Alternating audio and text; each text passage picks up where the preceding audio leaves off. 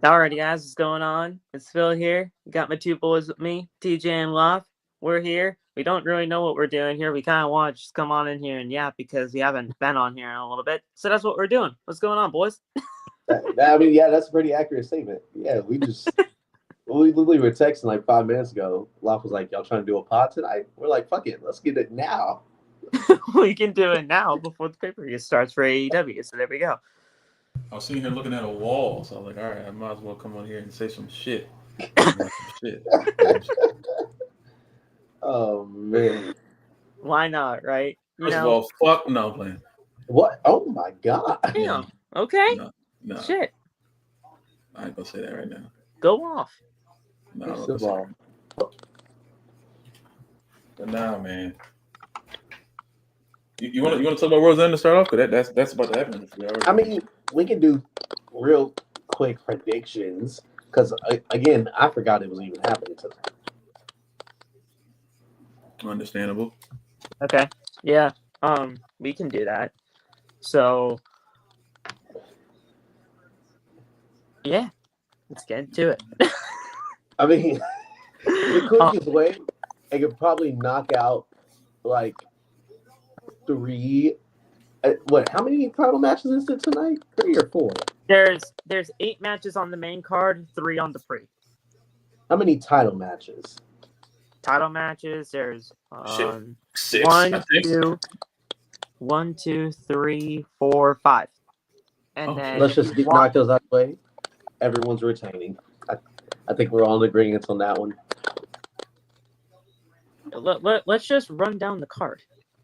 There's something like a static or something. I don't know whose end is on.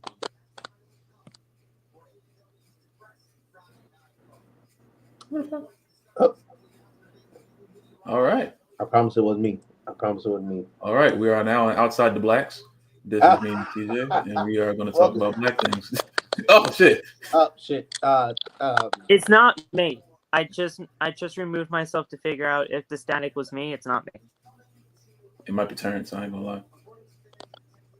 I don't know what it's like. I can't readily. What the fuck? I'm not still hearing it. Maybe it's you, how is it me? It's never me. It's never me. I'm not left and it stopped. I cut out and it was still there. It's outside the blacks again, everybody. What is your favorite big booty bitch? Lotto. Damn, that's a good one. See, I don't hear it now. That's a good one, right? Hey, when she was doing her intro on the Jennifer Hudson show, I was nigga. I said, damn. I never watched that show a day in my life. I need to tune in. Shit. I was a loyal viewer that day.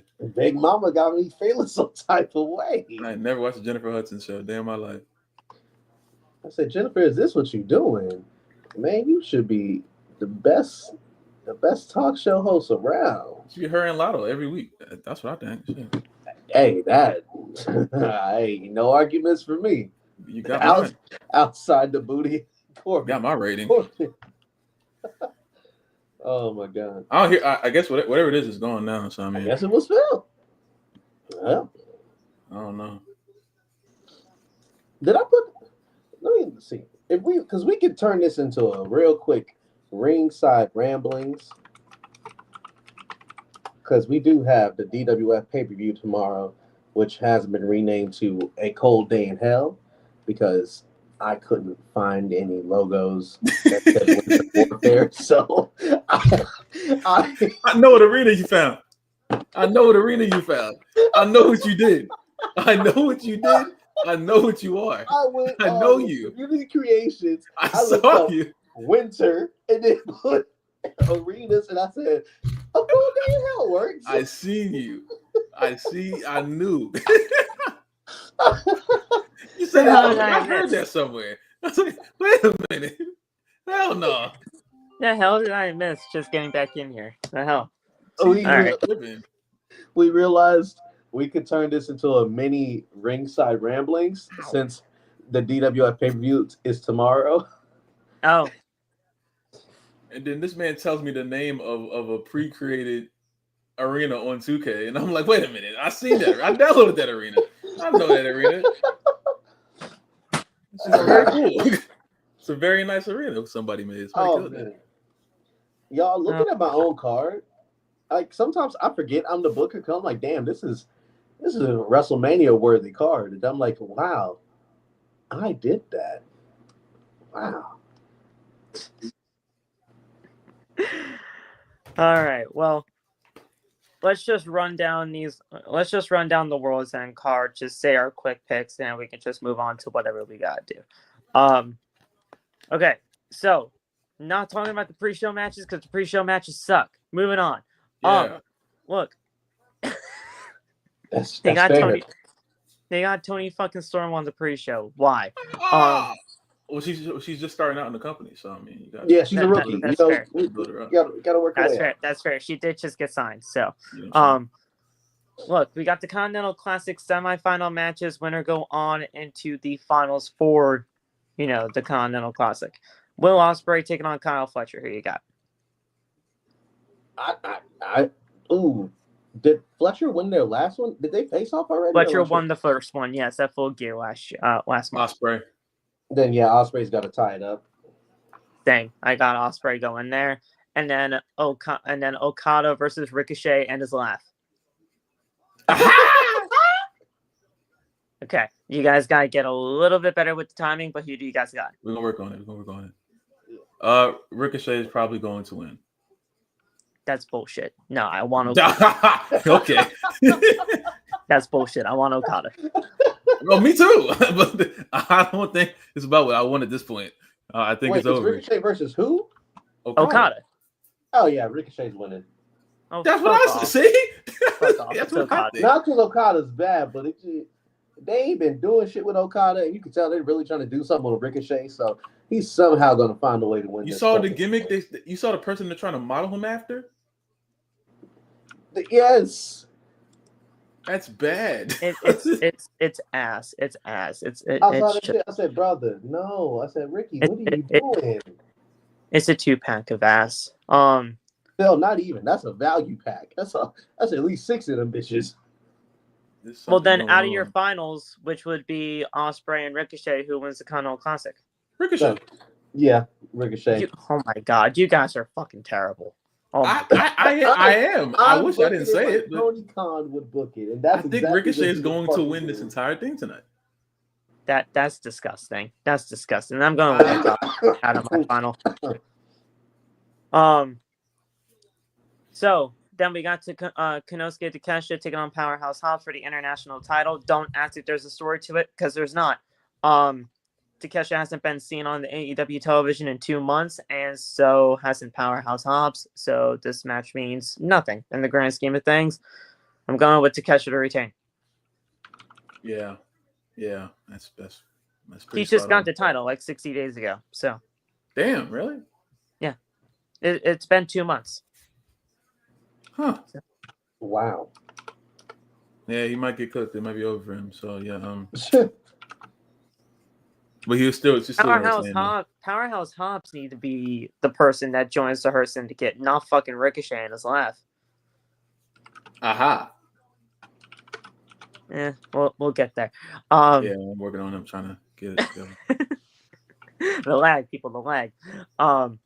Mariah May taking on Thunder Rosa in a Tijuana street fight for the AEW Women's World Championship. Mariah May retains because, let's face it, there's really no story here either, other than Thunder Rosa's father being at ringside.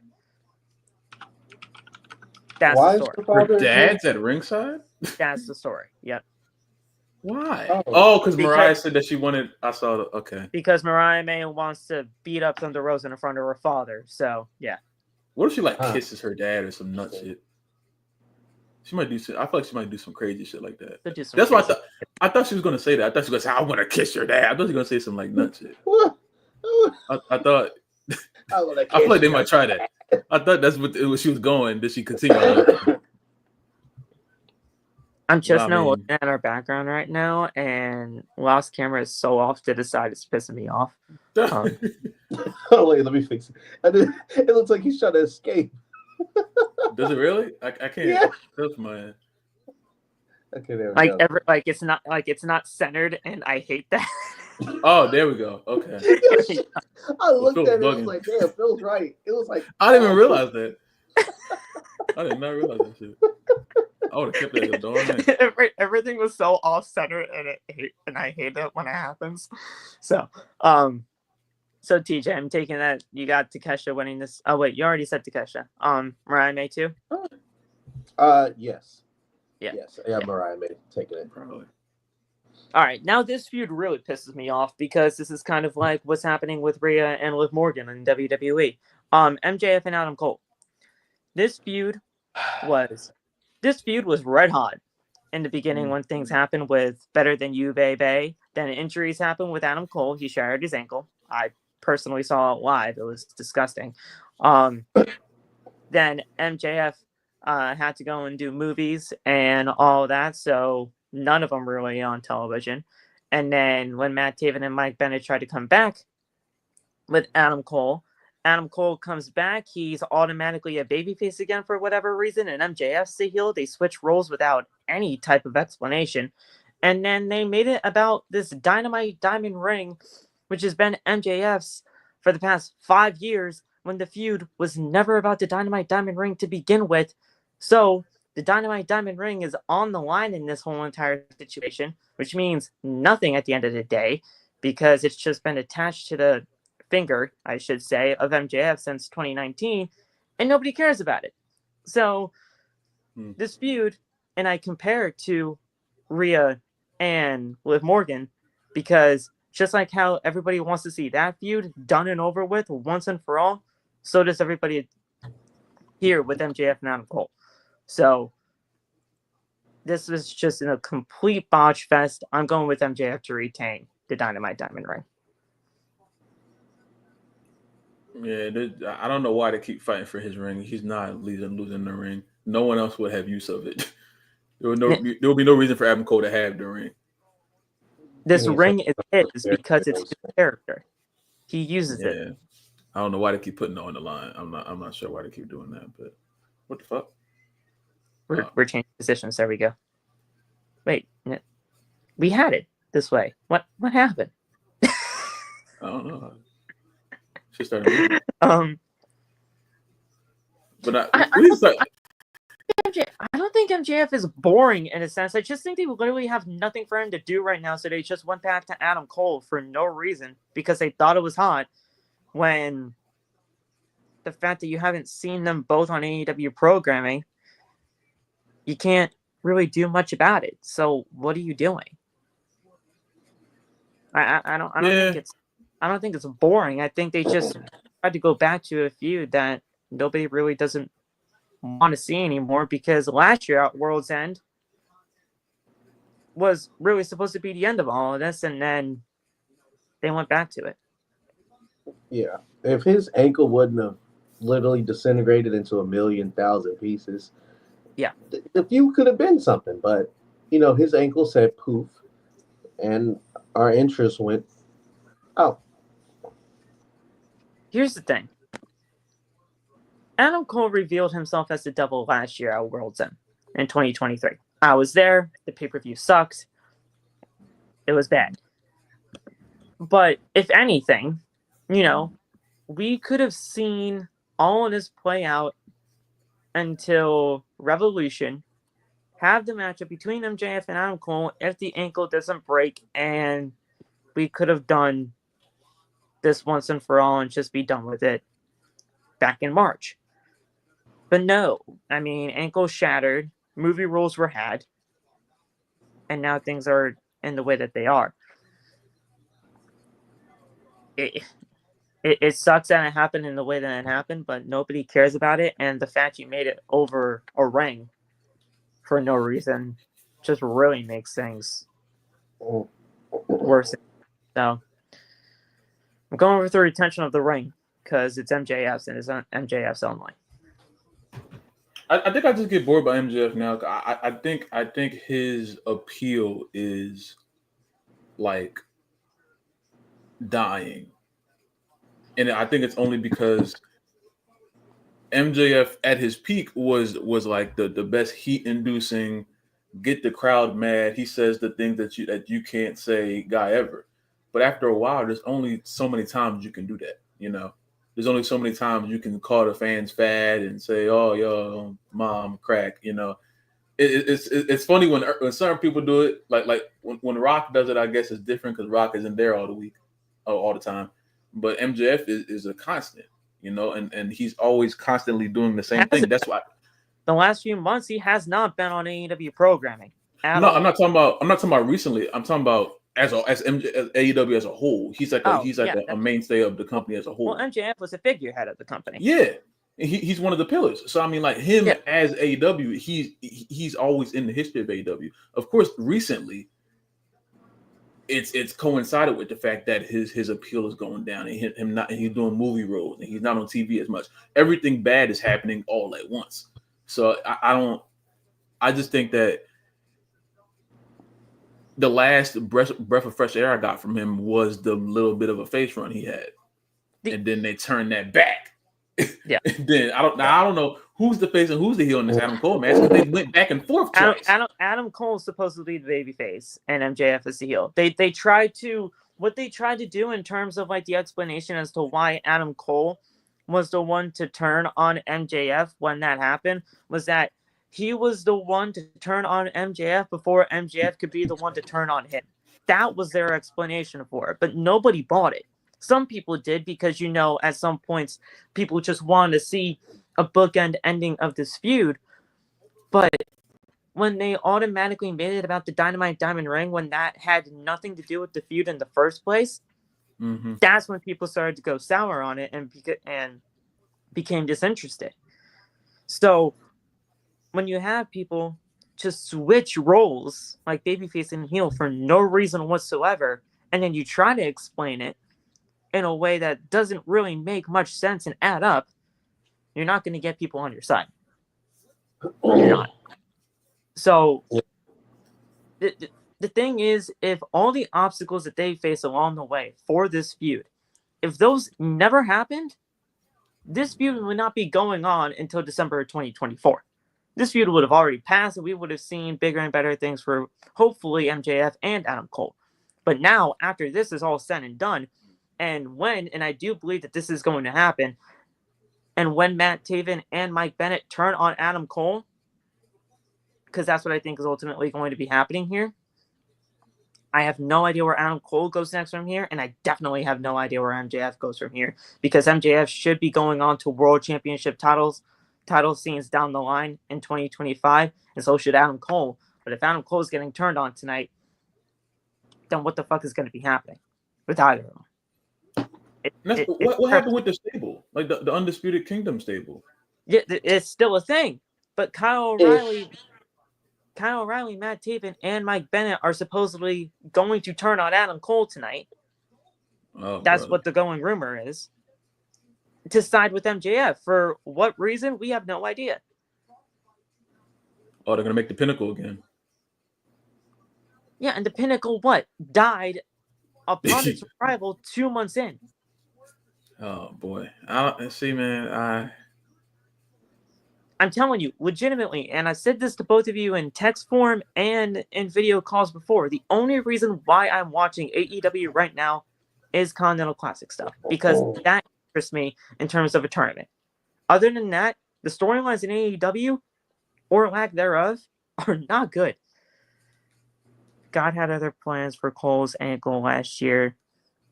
Yeah, we could have had Danger versus Cole. Yeah. Could have had that. Yeah, that match was delayed because of everything. MJF could have be leading into a local subway, and Cole could be leading to Undisputed Era reunion. Look, I don't know. I don't even know where Bobby Fish is at this point. Even though, I know where he's at. MLW. He's in MLW. Okay. I guess that's good for him. Where's the lie? So where's the lie? Got his ass beat by our boy Alex Kane. That's what he's doing. It's just a terrible situation with how this feud was so red hot in the beginning of Better Than You, Baby. Like they caught lightning in a bottle with that shit, and now everybody just wants to see it end. Do y'all want the answer as to why? I have the answer, but I don't think people are gonna like it. Answer why what? It don't matter. Why Better Than You, Baby worked, and why that feud would have worked so well if it went the way it did, is because MJF was his face. Yeah. If they would have kept MJF a face for that feud when Cole's ankle, before it got shattered, it would have worked. Because people are finally starting to realize, and I'm gonna get hate for saying this, but it's finally time people realize. I know what he's gonna say. Oh, yeah, you do. MJF is one-sided as a heel. He has his same six-sided die he falls back on, and I can fire all six off for you. Borderline racial joke. Shitty town that I call mid. Oh, you came from that company. Oh, you don't have your significant other anymore. Your significant other is going to be servicing me. And what's that final one? I'm better than you, and you know it. He has the same six-sided die that he always falls on as a heel, and it's finally running its course, and it does not work anymore. Key example, the most recent one with Ospreay. I barely remember that shit. The only thing I remember for it is him turning into like a ultra Republican style character and saying it's the AEW US Championship instead of international. America, the fucking America. That whole fucking thing. That whole tough. I've always said that MJF is great when he has a great dance partner. Not saying that Adam Cole is not a great dance partner, but trust me when I say that when this feud was as red hot as it was, and you literally had everybody in the palm of your hands with MJF as a babyface in this entire situation. Not many people really gravitated towards it, But to me, when Adam Cole brought out the babyface side of MJF, I appreciated it. Because now, with MJF as a babyface, when that time happened, it showed me that MJF has range and that he doesn't always just have to be the heel in the situation. He doesn't always have to gravitate towards the, like what TJ was saying, like the racial jokes or anything like that. The town's being called mid, or deaf, blind, dumb, super poor, or anything like that. Like you don't have to go to that each and every single time.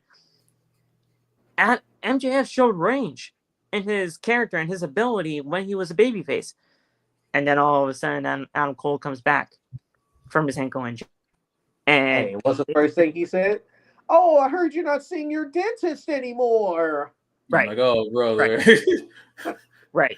He's like, oh, yeah, I heard your dentist isn't seeing you anymore. And I was like, see, there you go again. See, you're kind of just reverting back into what you were before. And trust me, that promo that they had back and forth during that whole entire situation was great.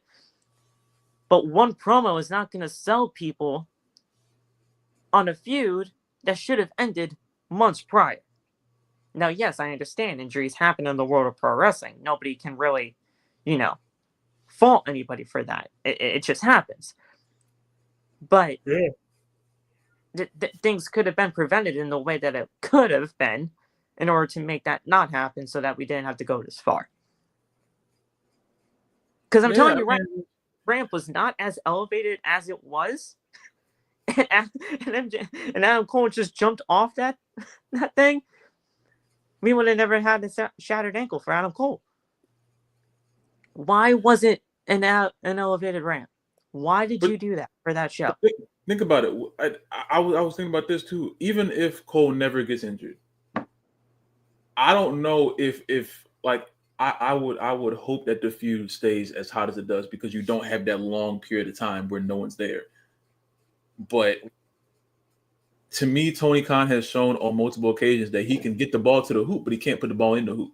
Yeah. He can make a great move, and then when it's time to finish, and it happens a lot, So I'm not saying it was going to happen, because we'll never know what could have happened. We'll be saying coulda, shoulda all night, but it's more of a sense of what we have now, and what we have now is a feud that is halfway dead, that they had a chance to revive, but it's like it's dead. I was trying to give it some credit. I was trying to give it some credit. I was trying to give it something. I was really trying just now. Y'all heard me trying, right? Look, you can just call it like it is right now. This feud is completely dead, just like Rhea Ripley and Liv Morgan. That's the only reason why I'm calling it that. Because everybody, Everybody wants to see Liv Morgan and Rhea Ripley done, over with, finito, goodbye. Here's the thing, though. Really Rhea bad. and Liv is at least a little bit more entertaining than That's this. what I'm saying, though. It's Yeah. at least more Rhea and Liv got something to fall back on, kind of. Here's the thing. Here's the thing. You want to know what Rhea Ripley and Liv Morgan have over MJF and Adam Cole? Prior to Better Than You, baby. History. They have history with each other from 2 years prior to this feud even beginning in 2022. They were a tag team. All that kind of stuff. It kind of led to what we are now. What MJF and Adam Cole have were being randomly paired up in a random pairing tag team tournament, winning the damn thing, having a banger 28 to 30-minute match with FTR on AEW Collision in Connecticut, and then things kind of happened in the way that they did. Turn on Devil storyline happens. Adam Cole reveals himself as the Devil. MJF's world turns upside down. Was the AEW World Title. Ankles shatter. Movie roles had, and now we're here. So, see, what's funny, because I want to go back to Lost Point on the Tony and getting it to the hoop. I wholeheartedly believe, because the pinnacle of this was supposed to happen, no pun intended, while MJF was still world champion, right? And it would have most likely led to a match between Cole and MJF for that title, where we know what the correct answer would have been, but we know damn well Tony Khan would not have pulled that trigger, and the feud would have died. Again. Adam Cole would have won the world title. Exactly. Tony Khan would not have pulled that trigger, and he would have had MJF retain, which would have been the wrong decision for that fucking feud. Yeah, no, Adam Cole would not have won the world title. It sucks in the way that things had to happen and the way that they did, but now everybody just wants to see this feud end, and I hope it does tonight. Yeah. All right, man. What's next? If I keep talking about them two, boy, we're gonna be here all night. Yeah, no, that feud out of AEW is the most frustrating one out of them all. Wait. I feel like one of y'all know this. Did Adam Cole and Bryan ever have a match in AEW? Like one-on-one? Adam and Bryan so far? No. The only match they've had one-on-one recently was on SmackDown when NXT invaded. That's what I was getting ready to talk about. I'm like, I remember how great that match was, and I'm like, did they ever... That nigga beat Bryan clean. That was crazy. I hate Vince. I hate Vince so much. Oh my god. Wasn't that the SmackDown where everybody was still stuck over in like Saudi Arabia or where? Yes. Had to get some people over here, so they called NXT guys. Yes. Fire for you right here. That shit. Oh, I did not like Adam Cole at that point. I was mad. That shit was crazy though. They were stuck in wherever they were. I think it was a Saudi Arabia show. And then, it was after I think Crown Jewel, because this was November. It was like a few weeks before Survivor Series, I believe. Because I remember backstage, you had Bryan talking to Triple H, and he's like, "Oh, I want a match," and then they teased it like it was going to be Shawn, and Shawn unzips the jacket and is like, "Oh, it's cold in here. It's not me." And then Cole walks into the fucking picture, and I remember going, "Oh shit, oh shit." Yeah. And then when Cole beat him clean that night, I said, "Obviously, you got to put the title on him some point." And then Vince was like, "Nah, we're gonna make him a manager. We're gonna make him a manager for Keith Lee, who we're gonna call Bearcat. Rawr. We're gonna manager for Keith Lee," and then all of a sudden he was released like 2 weeks later or something like that. It was crazy. I wrote an entire fantasy booking for Adam Cole to beat Roman at that point. Like I fully believed that Adam Cole had a chance to get called up and just whoop Roman's head.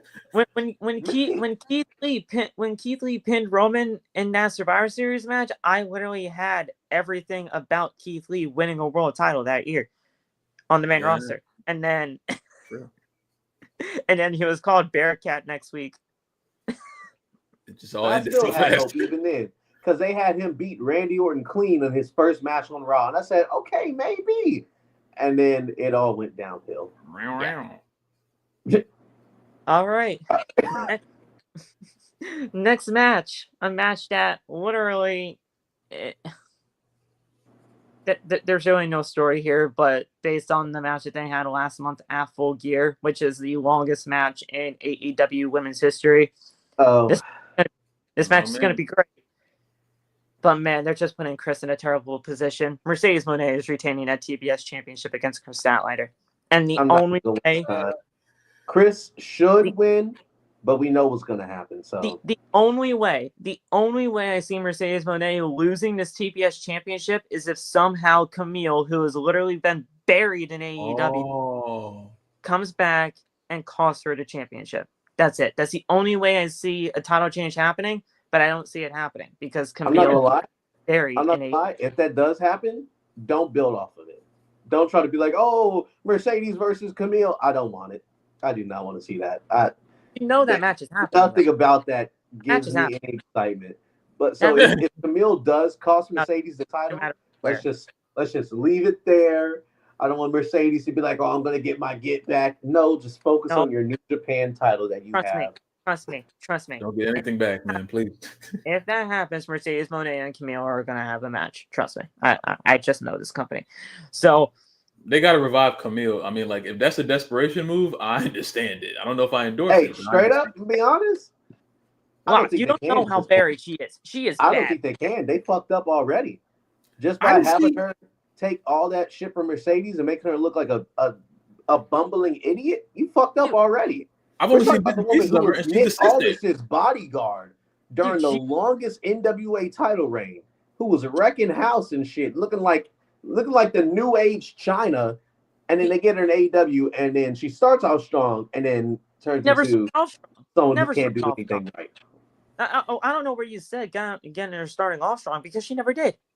She never started off strong in this company. Never. She was a lapdog for Mercedes Moné. Got beat up a couple of times. Got her arm broken.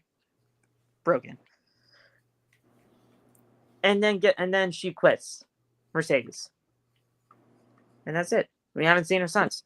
And her quitting Mercedes was probably about a month ago. So Camille has been. And even the turn was like, I'm leaving. And then she just left. And I was like, okay. Send her to ROH. Send her to ROH. The longest reigning NWA Women's World Champion gets buried in AEW. Sure. Thanks, Tony. I don't get it, man. Yeah, look, I love you, Chris Statlander, but if Chris Statlander loses this matchup here, which is most likely going to be the case, I don't want to see Chris Statlander anywhere near this TBS championship ever again. I don't. I wonder if Tony would have her get pinned twice. Chris? Yes, he would. Oh, yeah. We're talking about the man who had Saraya win the world title just because it was in her home country, just for her to lose it, 2 weeks later? We're talking about that just recently.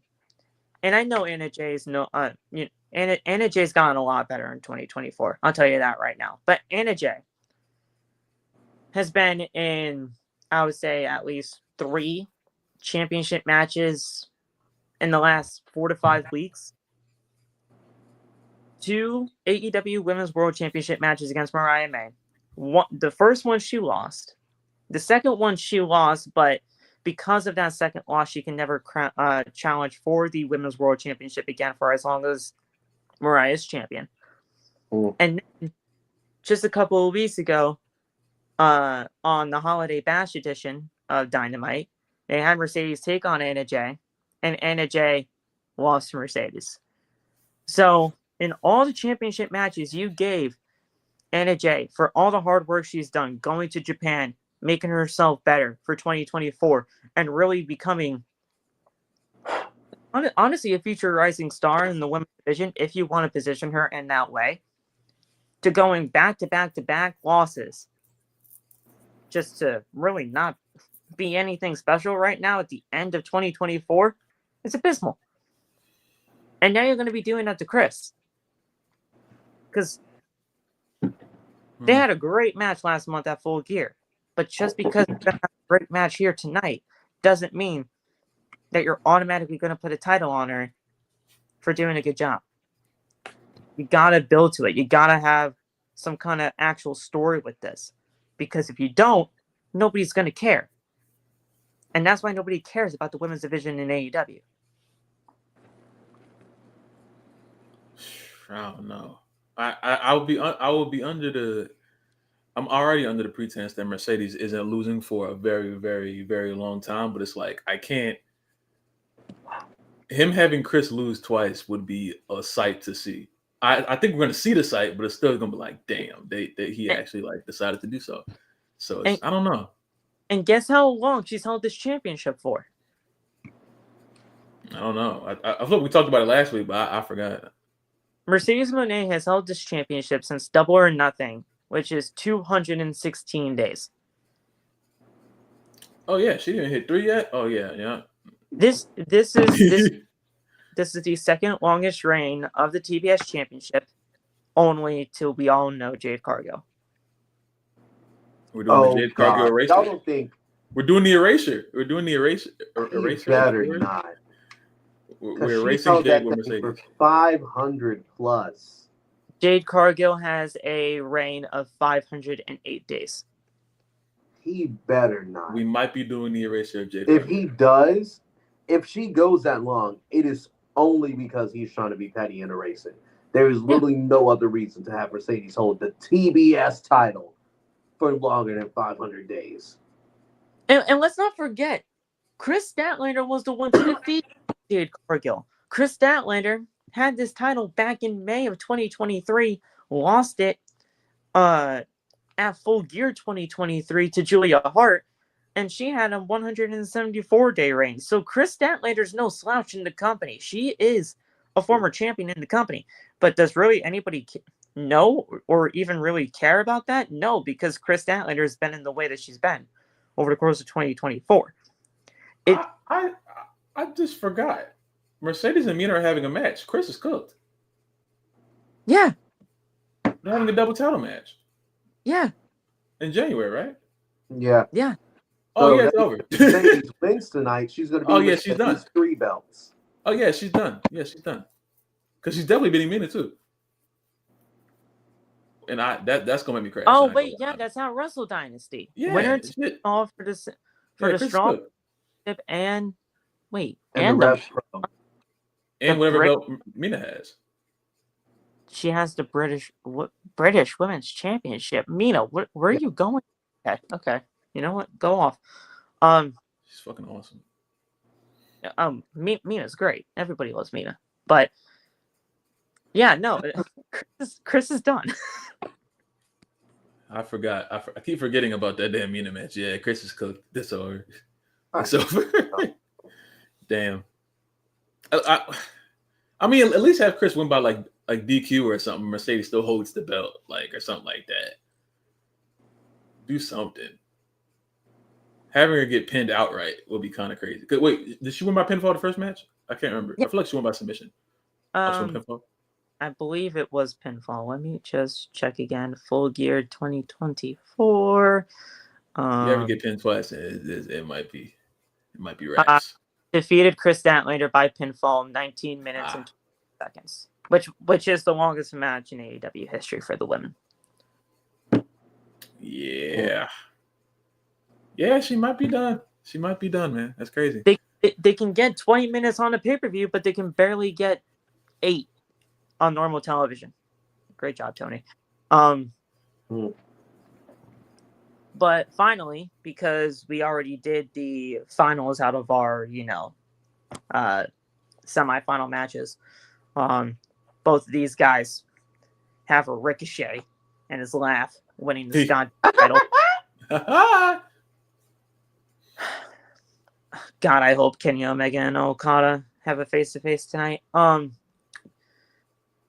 the Fatal 4-Way for the AEW World Championship, which is an easy retention for Jon Moxley because it's against Orange Cassidy, Hangman Adam Page, and Jay White. The only reason why I'm saying it's easy is because Hangman Adam Page and Jay White are just going to be two two in it for themselves, I should say. And yes, I know a fatal 4-way is every man for himself at this point, but like they're too focused on each other to, really focus at the task at hand of what Orange Cassidy is trying to do. And what Orange Cassidy is trying to do is to make sure that Jon Moxley does not walk out of World's End as the AEW World Champion. Now, the Death Rider storyline, what can I say about it other than it's terrible? Oh, I know exactly what's going to happen tonight, too. It's terrible. Yeah. Who getting pinned up? Mox is retaining. Who's getting pinned? Orange Cassidy. It's got to be. Ah! I disagree. I think it's going to be Jay White. I think Hangman's going to end up hitting the buckshot, and then Mox is going to toss him out the way, hit Jay with the paradigm shift Death Rider, whatever the fuck they call it now. 1, 2, 3. But then that's when we get a return. And no, it's not who you think it is. It is not the vegan. It's the cleaner. Kenny's not coming after Okada because Okada's not doing anything important right now. That's the thing. He doesn't have the elite with him right now. So there's no reason for Kenny to go after that. But there's a ton of reasons why you should go after Okada, but okay. No. Especially if he's going to lose to Ricochet, there's no reason. Kenny does not need a continental title. There's no storyline for Okada and Kenny right now besides just all their history with each other. There's no viable story in the future behind it because Okada's not in a place of you want to know why story level. You want to know why the idea of doing the Elite versus the Death Riders as of right now? Because the Death Riders being a thing in AEW, if the Elite are the thing that defeats the Death Riders and, takes back AEW from what the Death Riders were supposed to be, then you defeated the entire purpose of the story. You're just proving my point even more, Phil. That's why Kenny's not going after Okada. Kenny is going after Moxley because Kenny's not with the Elite. Kenny's going after the person who's trying to hold the company hostage, the company that he put his life on the line for. I understand that. But the thing is, it doesn't fucking work right now because you're defeating the entire purpose of this goddamn story. How? How are you defeating the purpose of the story? Moxley and his whole entire purpose was to get the young guys going and trying to defend this company from what he is trying to make it. If you're not going to have somebody like a Darby Allin, let's say, win the AEW World Championship from a Jon Moxley, a guy that has been a day one guy, then you defeated the entire purpose. Kenny Omega winning AEW World Championship Kenny was going to win Moxley means nothing. I never said Kenny was going to win it. All I said was Kenny was going to be returning to go after Mox. I never said Kenny was going to win. Lose? We're fine. How else do you submit this storyline? You have Mox take out the one true lifeline left in this fucking company in Kenny Omega. But he says, at some point, Okada and Omega are happening. And I do believe that's... I'm going to be honest with you. Okada Omega is not going to be interesting or needed until at least a year from now. With the way everything is going now, there is no need for that. Wait a year. It does nothing except get a cheap pop because there is no interesting storyline going on right now that you could do with Kenny and Okada. Because pitch me a storyline right now. Pitch me a storyline right now, Phil. Okada was the one with Kenny Omega. Then Jack Perry's told him to die on AEW television. And who told him to die? Jack Perry, not Okada. Okada was the one that replaced him. Tell me I'm wrong. If you tell me I'm wrong, that's fine. But Okada was the one that replaced him. Everything that is going on with Okada right now and the Elite are all because of Omega and him getting sick. Here's the thing, though. There is no Elite right now. Because it's just Okada. It's not because Kenny's coming back. No. They're going to be coming back. The Bucks left like a month and a half ago. Yeah. Jack Perry's been doing his thing over in Japan, which he just had to run in with the Bucks and said he's disappointed in them. So that's tattered. And Okada's been really just wrestling. The story of how Kenny Omega can get back with the Elite. That is what's going to be happening here. I understand that's what's going to be happening here. But the fact that you're having the Elite defeat the Death Riders, to me, defeats the entire purpose of the story, when at the end of the day, who said the Elite is defeating the Death Riders? I think they're going pulling to. scenarios that were never said. I think they're going to bring the Elite in to save the company for some reason. I think they're going to try to bring the Bucks back as faces. I don't think they should, but I think they're going to. The Bucks and Kenny are going to be back together as a babyface. But the thing is, if they're going to be doing that, and if they're going to be going after the Death Riders, you have to tell a long-term story to where Kenny Omega knows what the Bucks, Okada, and Jack Perry did to him. He should not automatically, he should not automatically forgive them for their sins and what they did to kick him out. He should not. They should tell a long-term story to get to where they need to be in order to have the alliance to take the Death Riders down once and for all. But I don't want them to do that, because you have the perfect opportunity to put somebody over like Darby Allin as a world champion in Dallas, in Arlington, I should say, not Dallas, in Arlington at All in Texas. And if they're not going to do that, then what's the fucking point? See, but here's the thing. Phil, you're creating that scenario yourself. Never once is it in the cards that the Elite is going to defeat the Death Riders. All I said was Kenny's going to return to confront Moxley. And then that'll be the ending shot for the show? Hell, you could even have them start to attack Kenny if you want, but I think just that ending shot of Kenny just coming out there, because the Death Riders are going to try to attack everybody after Moxley retains. So yeah, have Kenny come out there to stop the save. Don't have him get physical, so have him come out with a weapon so it scares them off. That way you can still get that cool shot. One thing that nobody's really talking about is what this commercial has been going on for World's End. The World's End commercial has been going on for this entire situation, has gotten a lot of people talking, and it's about that flare that Moxley is setting off in this commercial.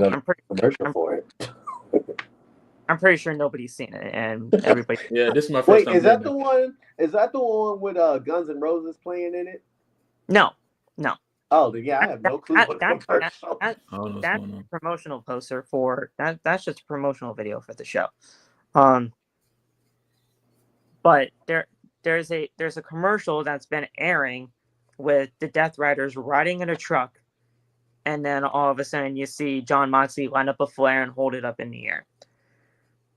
A lot of people are saying that Jon Moxley is signaling somebody, and that signal is going to be seen, quote unquote, tonight by somebody, and a new member of the Death Riders or something of that nature. It's going Roman Reigns at the end of the show.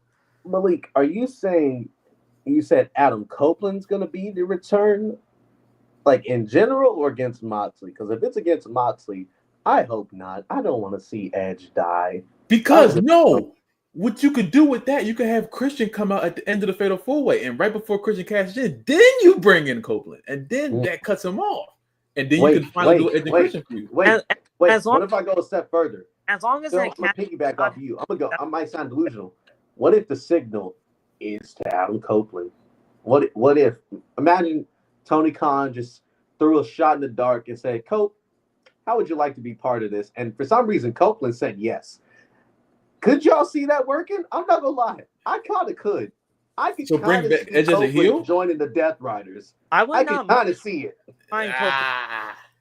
I wouldn't mind Copeland in there, mainly because it gives him something different to do other than Christian Cage. And then if you want to revisit Christian Cage down the line, I guess you could.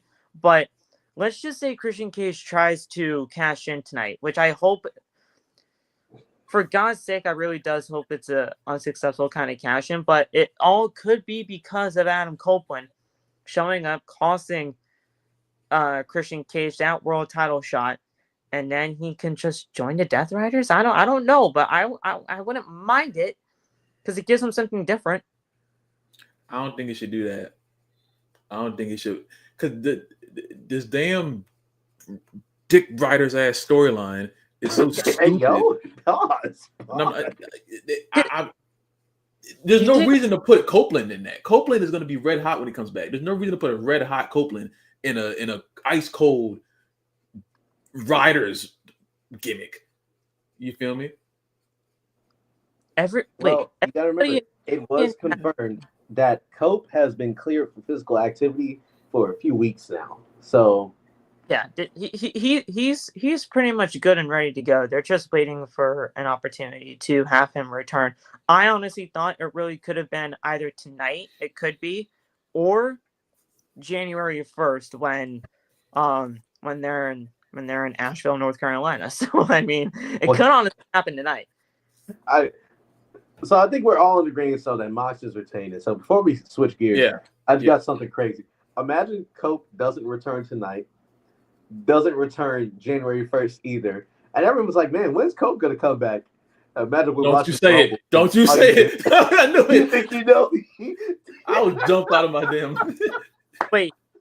It's Shane. A lot of people are saying that it's Shane tonight too. And what I heard from somebody today. What I heard somebody say on a Twitter Spaces I was a part of today was that you can have that flare thing go off.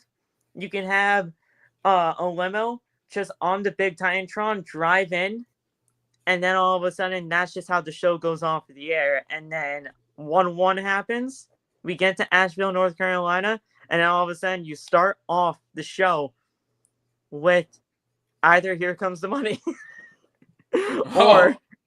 or you see that door open up from the limo, and then you just see the guy come out, and then that's how you can start with Shane McMahon coming into AEW on the first day.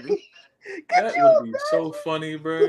Everyone thinking Copeland's coming back, and then Shane debuts, and then on the WWE side, Edge returns in the Rumble. If Shane comes out, I'm popping. Copeland's not going back to WWE, so we can nip that in the bud. But probably not. It's fun to dream. Copeland's going back to WWE, so you can that. But money, y'all. Yeah, no. But put some respect on Mikey Ruckus, because Mikey Ruckus is nice when it comes down to themes. It's just, you're gonna have to do a little bit more. Dollar money, y'all. You better use the song that used to be the money. Now, if you want to be real, license Money in the Bank by Scrappy. I got money in the bank. Hey, what you think? Little Scrappy runs out. Hey! Well, Tony Khan was doing licensed music, so he probably wouldn't care anyway. He got Guns N' Roses for tonight.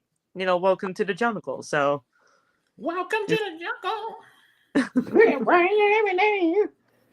Look, the Death Riders, and it's an entire stable full of former WWE people, except for Wheeler Yuta. So there's that. Trouble. There he is with that. But it's come back to the Durango song. Yeah, my Durango. That's my shit. I like that song. I like that one better than the first one. Better have my money. Oh no. Please no. All right, man. So World's End should be fine. For what, you know what? I do believe that this show is going to be a hell of a lot better than last year's, because trust me, I went to last year's show. It was dead. It was complete. It was bad. So this one has a little bit more potential, but it's a show. I'll just say that. Did y'all hear they're trying? Apparently, one of the plans is Cody and Cena and Mania. Yeah. Like they're thinking about it. If Rock doesn't show. I like it. At the same time, you can really save that for something else. I want to touch that with a 10-foot pole. I don't know why you put major American babyface over major American babyface and act like they're not going to boo Cody. Oh yeah. We told you they're going to turn on Cody, and then it just turns into a really bad narrative. They'd boo Cody out in the building. Then people on social media would, clamor back and forth saying, "Ha! I told you." Hey, if I'm Cody, If I'm Cody, Of I'm not even course gonna give them the chance to boo me. Because that first promo, I'm gonna be like, John Cena, what the fuck are you doing here, dog? Do I need to take you out back and put you out of your misery? What is this? What you thought you was gonna come up in here and get this warm reception and win number 17 on the way out? No, fuck you. Fuck number 17, Cena. This is my company now. Cody just got to go straight up hater mode the second Cena hits that ring. Don't even let this man say fine speech. Just keep walking Cena down, and then you leave. Don't even give him a chance to rebuttal. Don't let Cena get the mic. Exactly. No. Lastly, fuck you, Cena, and just run out the ring so he can't talk back to you. Cena cut a promo to the camera. All right, now what I was saying before he ran. Nobody knows what the fuck is happening at WrestleMania, besides one person. The Rock. Me. No. Well, give me and Tyler about 4-ish months. Once we start training, we'll book. I'll see what I can find out. The Rock says you're not getting any of that, brother. So I mean, I don't know. No. Yeah, no. You won't get any of that. He has too much shit going on, and now, oh god. But yeah, look, you have Cena and The Rock. You have Cody and Randy, which I want. You have Cody and The Rock potentially being on the table. You got Rock and Roman. You got, look, I don't care what anybody says. And I know y'all are just going to boo me, but boo me anyway. You still have Cena and Logan in the back pocket. Oh, no. I'm not saying that it's happening at Mania, but you still have that in the back pocket. That's going to be happening one way or another, whether you guys like it or not. Whether it happens at Mania or whether it happens at somewhere else, it's going to happen one way or another. So be prepared for it. They can do it. It's just don't touch that Mania plan. Please don't do it. Oh, me.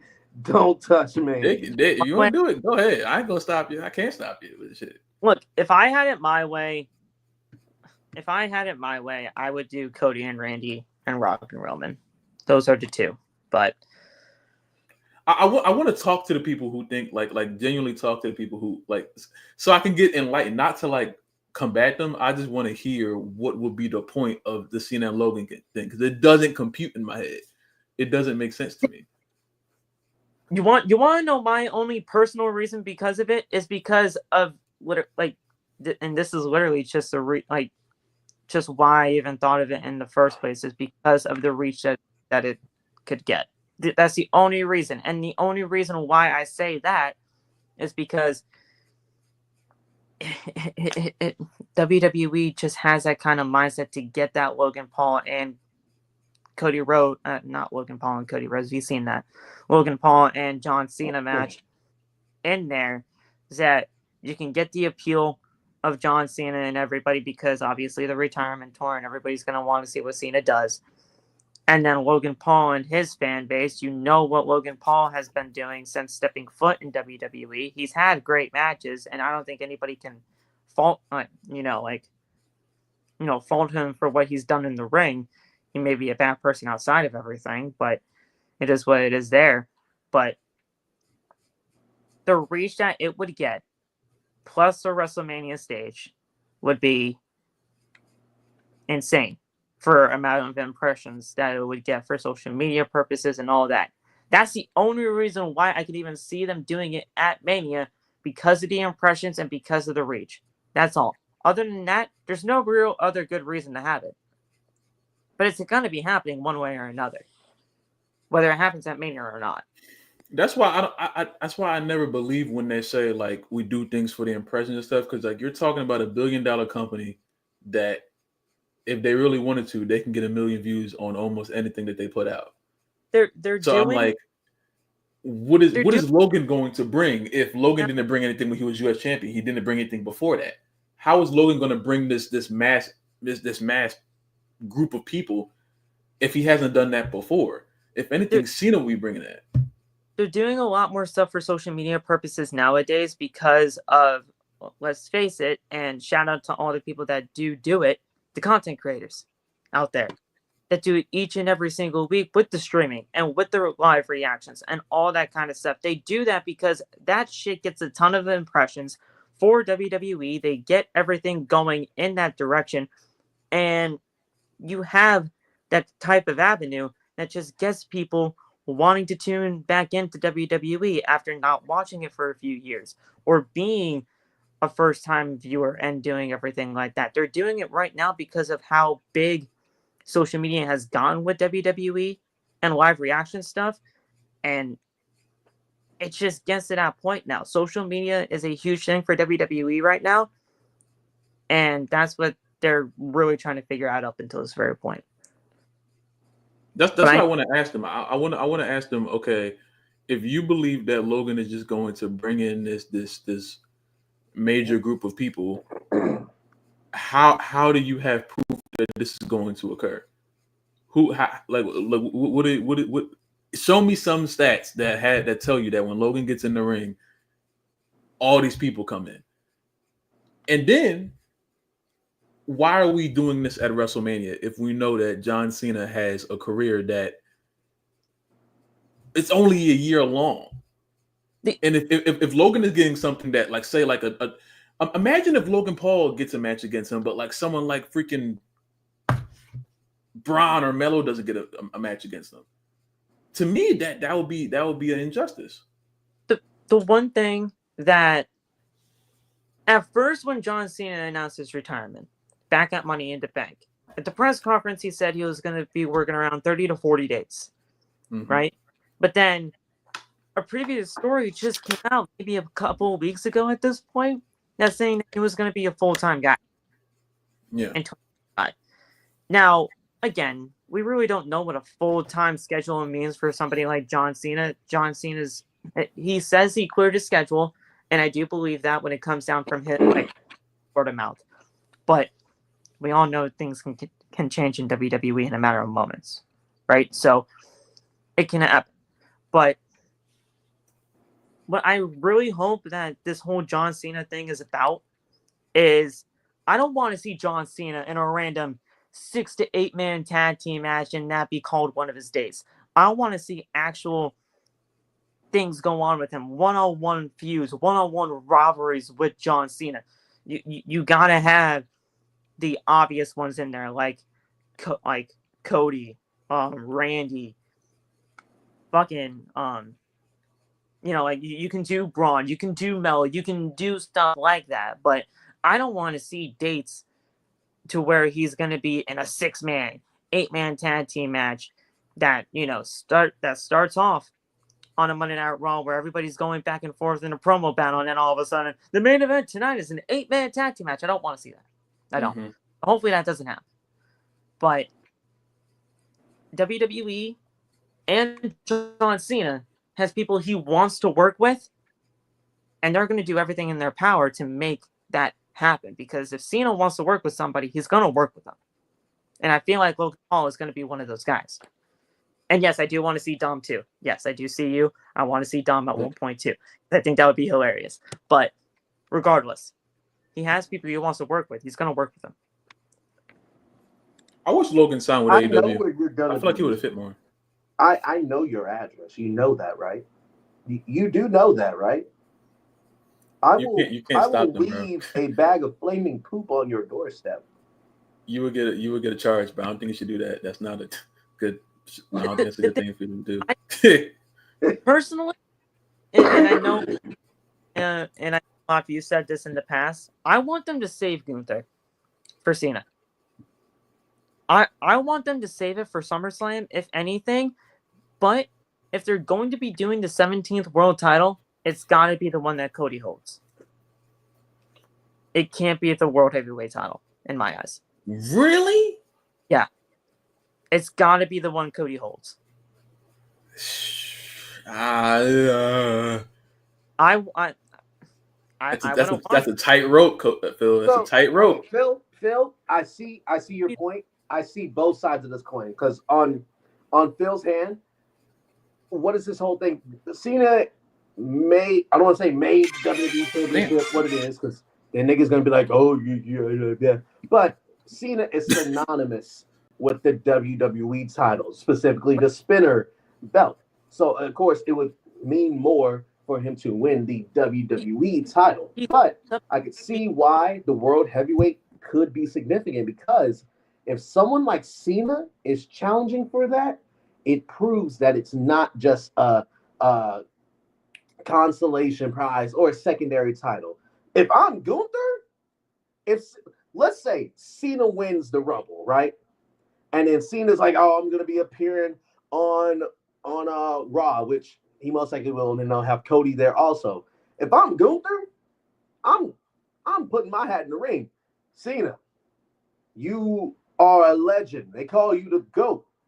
Why not wrestle the true greatest of all time and prove just how good you are and wrestle for the top prize? I want my title to seem more important because if I can beat John Cena and retain, Cody's title don't mean shit. But on the business side of things, that motherfucker is slapped with a big ass W. And Cena holding that one would raise their marketing even more. So the thing is, the only reason why I would have wanted to be the WWE Championship over the World Heavyweight Championship is not just because of what T said about how John Cena has been more synonymous with the WWE Championship, but you take a look at all 16 world title runs. I believe it's 13-3, if I'm not mistaken. 13-3. And it's not just because of how many times John Cena has held the WWE title versus the World Heavyweight title, but you think of what John Cena has done for the WWE in terms of what his World Championship runs have been. The WWE Championship has been the most important thing for the WWE and for what John Cena's run has been in his entirety of his career, just because of that WWE Championship being around his waist. Now, I'm not saying that, if Cena's the one to beat Cody, so be it. And maybe that could be the catalyst to what, could maybe turn Cody heel, because I do want to see a Cody heel turn run, but I don't know when that's happening. I just personally think that that Cena with the WWE Championship is going to mean a little bit more than the world title. I want to see Cody versus Gunther, but I mean, I just think the WWE title is best. And Tyler, I hear you. I don't think that's happening in this run. In this final run, people are just going to be cheering. Even if you do, motherfuckers are not going to boo Cena. Cena could come out there and be like, "Look at that piss ugly ass baby you holding." I'm like, tell him, Cena, yeah. The last time we saw John Cena, everybody and their mother sang the entirety of his song, and then he told us that he's retiring. So, I mean, so there you go. I would have loved to see a Cena heel turn, and he did say in a Chris Van Fleet interview, shout out to CVV, that he was very close to turning heel for Cena Rock 1. He had everything set and ready to go, and then they just didn't do it. So I don't know what happened, but we know what happened. He honestly has yet to do it. I just don't think they would ever do it. But yeah, Locke, that's the reason. It's always because of him.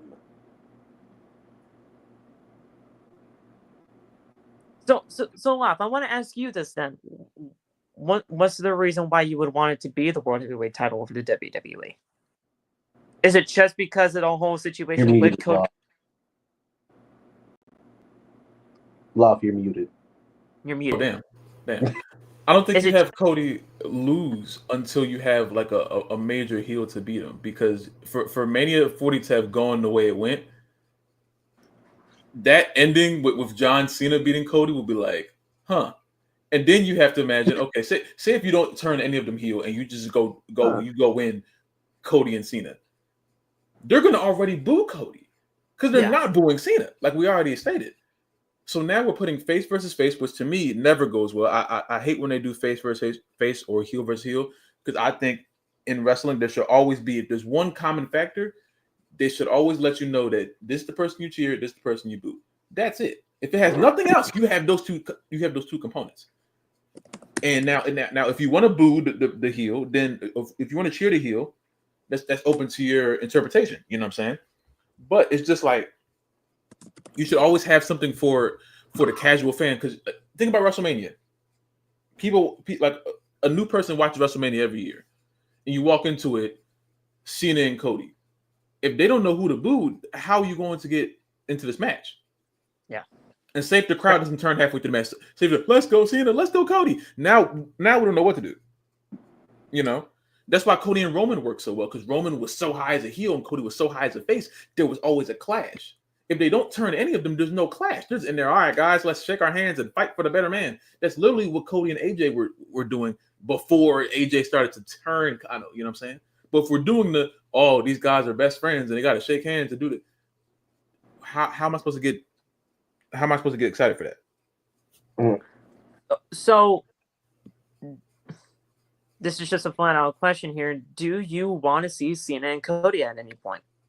Yeah, absolutely. Okay, so you want it to happen. You just don't want it to happen for the title. I want it to happen, but I'm not willing to force it for the sake of let's just do the match. You know what I'm saying? I'm not willing to force correct face heel storytelling just to have a match which Cena is just going to win. You know, I think I just see he's going to win the Rumble anyway. You know, a way to bridge the two, which also will fulfill some people's wishes, because Randy has said numerous times his dream WrestleMania opponent is Cena, because he never got to face Cena in a singles match at Mania.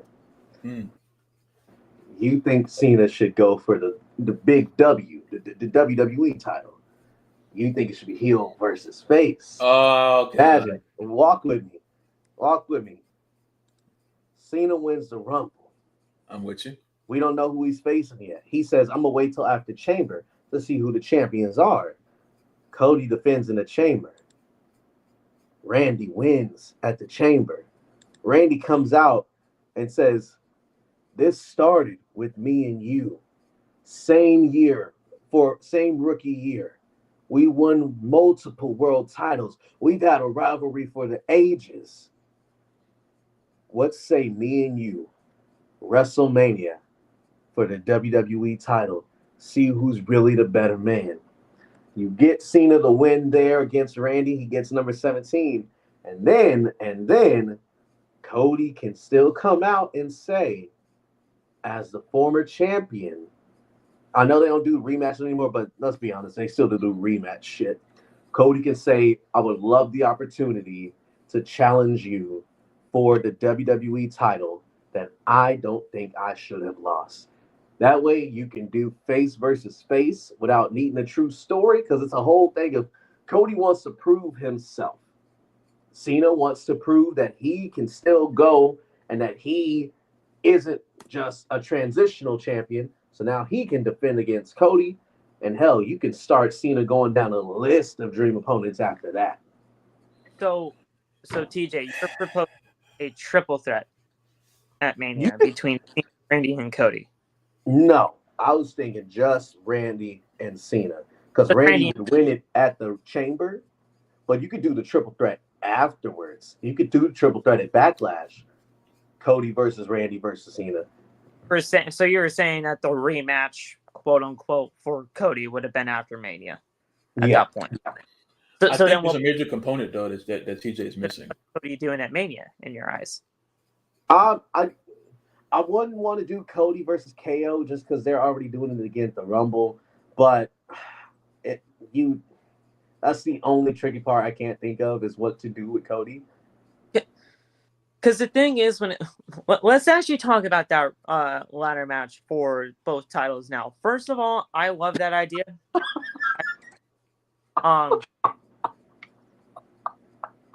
This will piss me off. We're hyping this shit up. He comes in. I'm just here to put over the younger talent. I'm like, you shut your mouth, Jonathan. You shut up, man. You shut your mouth. I want to see you bury your NXT talent right now. It's a goddamn shovel, Jonathan. Corbin, I wouldn't mind that. First of all, but secondly, I need to see Drew versus Cena. And that's there too. That's there too. I need to see Drew versus Cena. Drew versus Cena would not be a bad idea if they really had something going. But what I wanted to ask you guys, because I had this question in the back of my mind for a little while now, and it still has something to do with Cena and Cody. So, let's just keep this in the back of our heads now. And this is just a general question here. With the way that Cody Rhodes has been over the course of his comeback in WWE, with how red hot he has been in terms of the babyface reactions and the kids and everything like that, and just the way that he has been in WWE, is he the rightful guy to have the passing of the torch from John Cena to be that guy in WWE? In retrospect, no, because nobody's going to be the next John. Yeah, but is he? In retrospect, no. I'm only saying no because of the age factor. If I'm thinking of someone to be that next flag bearer, it would have to be someone who is much younger than Cena, who can put on those 20 years. We know Cody's not putting in 20 years. Cody's the great for it right now, but then Cody's gonna have to put over somebody whenever Cody retires, and that's gonna be the person. Cody's a great placeholder. Cody's gonna be a great placeholder, and I don't want that to seem like a demotion to Cody, because it's not. But we all know Cody's not gonna be able to fight as long as it would take for someone to be like, okay, you're the next flag bearer. Cody can wave the flag now, but like when the Romans, Randys, when all those retire, we have to bring in someone in when that new generation comes in. That's where Melo and Braun and all of them come in. Then when that next generation, when we bring up Wes and Trick and Oba and all them, that's when we're going to find who that next person is. Cody's great for it right now. But I'm talking when everyone who's at the top of the card retires, or when they become part-timers, or whatever's in between that, that's when we're going to do. I don't think we know who's going to be that person right now. But Cody can be it for this current moment. He's very good at that, because Cody, what, he 40 something? Cody right now is 39. See, all right. So you got give him 6-7 more years. Give him 6-7. Give him 6-7. And then it might turn into part-time Cody, and then it turns into no time Cody. Now what? Cody right now is 39, and John Cena, I looked it up because I honestly really had no idea how old he was. He's 47. I didn't know that. Cena doing a full-time run at 47 is crazy. Well, let's not forget. There are some stars on the roster already doing full-time. They're like, but with all that yardage on Cena's tires, though, do they have as much yardage on Cena? Like true. Many of them have as much yardage as Cena. Cena been through tricep, broken neck, broken back. The only person I can honestly say that has as much mileage as Cena, right, counterpart in Randy. Oh wow, yeah. Ray's still going. Is like people don't talk about that enough. Ray's still going. I had 5 surgeries on my left knee. He's still like going. Still. That's crazy. You're talking about Rey Mysterio. I said Randy Orton. Oh yeah, Randy too. Randy. Because Randy Orton's 44, and he's been through a hell of a lot in terms of injuries and that setbacks have had. Damn, back again. Broke my back. You're out. But the only thing I was saying with TJ's story, like that sounds great, but it's just like, bro, The Rock still has. I don't know if that's gonna work for The Rock, brother. That's what I'm trying to let you know. I hate that big bald dumb doofus bitch. The Rock can come in and derail everything, and now we're watching Cody beat The Rock. The Rock beat Cody Rhodes for the championship. Oh, because Rock wants to be champion, and he just might get it. The matches that I even listed earlier are not the only ones that are still being considered, because you still got Punk and Roman still being considered. You got a triple threat that's still being considered too, between Rock, Roman, and Cody, which is terrible for Cody. And then you got so many things going on with matches happening at WrestleMania, and it all revolves around that one big bald bitch, Dwayne Johnson, that you have no idea what is happening. Everybody wants something, and everyone thinks they're right. CM Punk wants the main event. Rock wants the championship. Roman wants damn near, I think, everything. Cody wants to stay champion. Who else is around there? That's probably the big four. Oh, that brings another great question. I want you guys both to answer too, but I feel like TJ wants to say something, so go ahead. What? Oh no, I'm chilling. Oh, you looked like you were wanting to say something when Love was saying everybody wants something, and then he kind of just went back down. But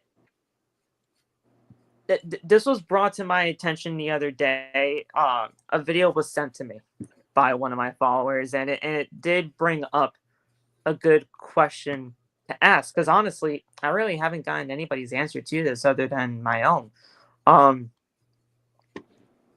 With the World Championships being as long of a reigns that they have been over the course of the 2 title reigns that we have had, let's just say it, because we've only had 2 champions in 5 years.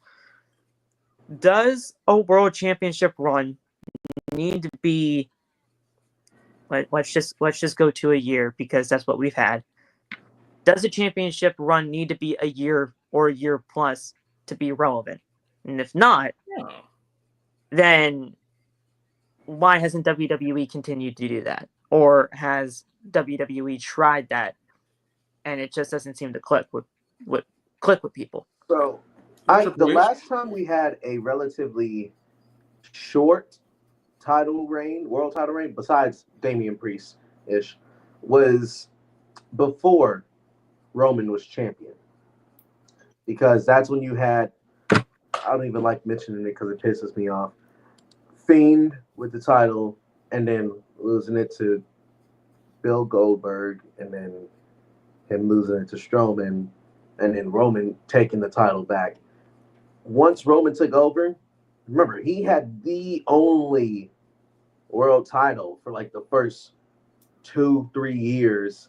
And then they said, okay, introduce the world title one. And then Seth went on to hold that motherfucker from May all the way to Mania.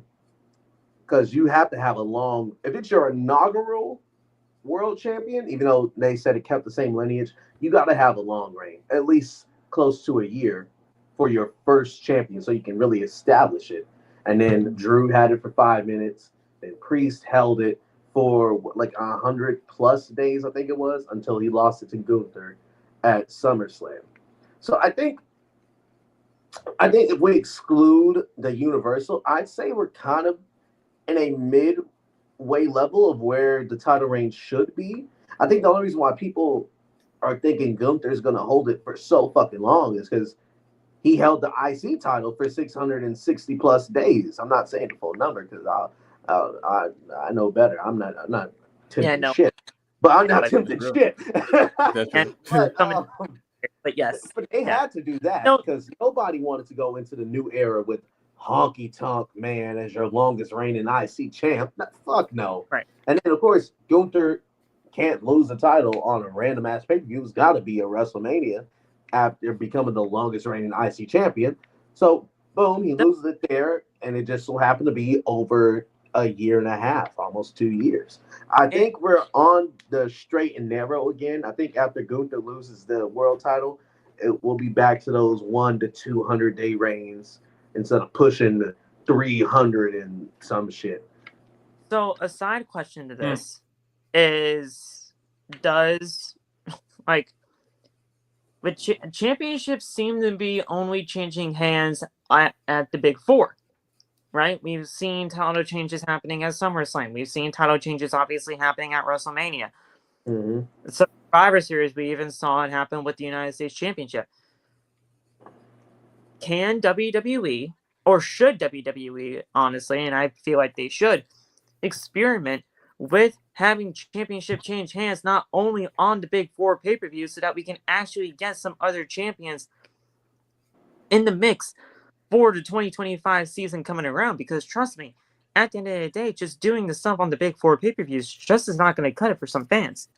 Right, because it makes it super predictable, and that's a main thing that a lot of fans have a problem with these days, is that some things are just too predictable.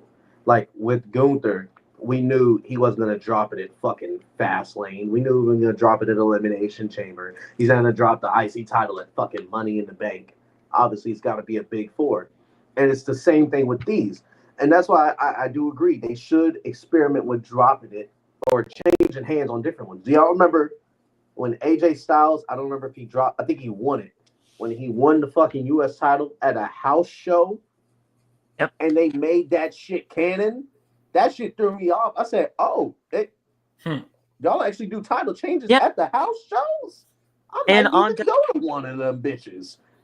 And on programming, they showed the house show footage because we all know WWE records things, even if it's at these house shows. They record these that they can play it back on WWE programming that way, because if you weren't at the show, then you know what happened anyway. So I mean, it was very smart. But Great Balls of Fire, that that show was literally only made by Vince, because that you take a look at that logo for that show and you know exactly what it was. So I'm not even gonna say it, but yeah, come on. For real. Imagine you're just a weekly watcher. You're like, oh, cool, Shinsuke's my U.S. champ. Can't wait to see what happens next Friday, since the pay-per-view's in 2 weeks. Next week, you're like, why the fuck AJ got the belt? What the fuck happened, dog? Right, yeah. Yeah, no. So I mean, like, I want to show you guys the current history of this WWE Championship. And I mean, hell, we can even go back to the year of 2020, and there really has not been that many champions. So somebody keep count, because I'm gonna read it. Wait, are we talking about just a single title or all the titles?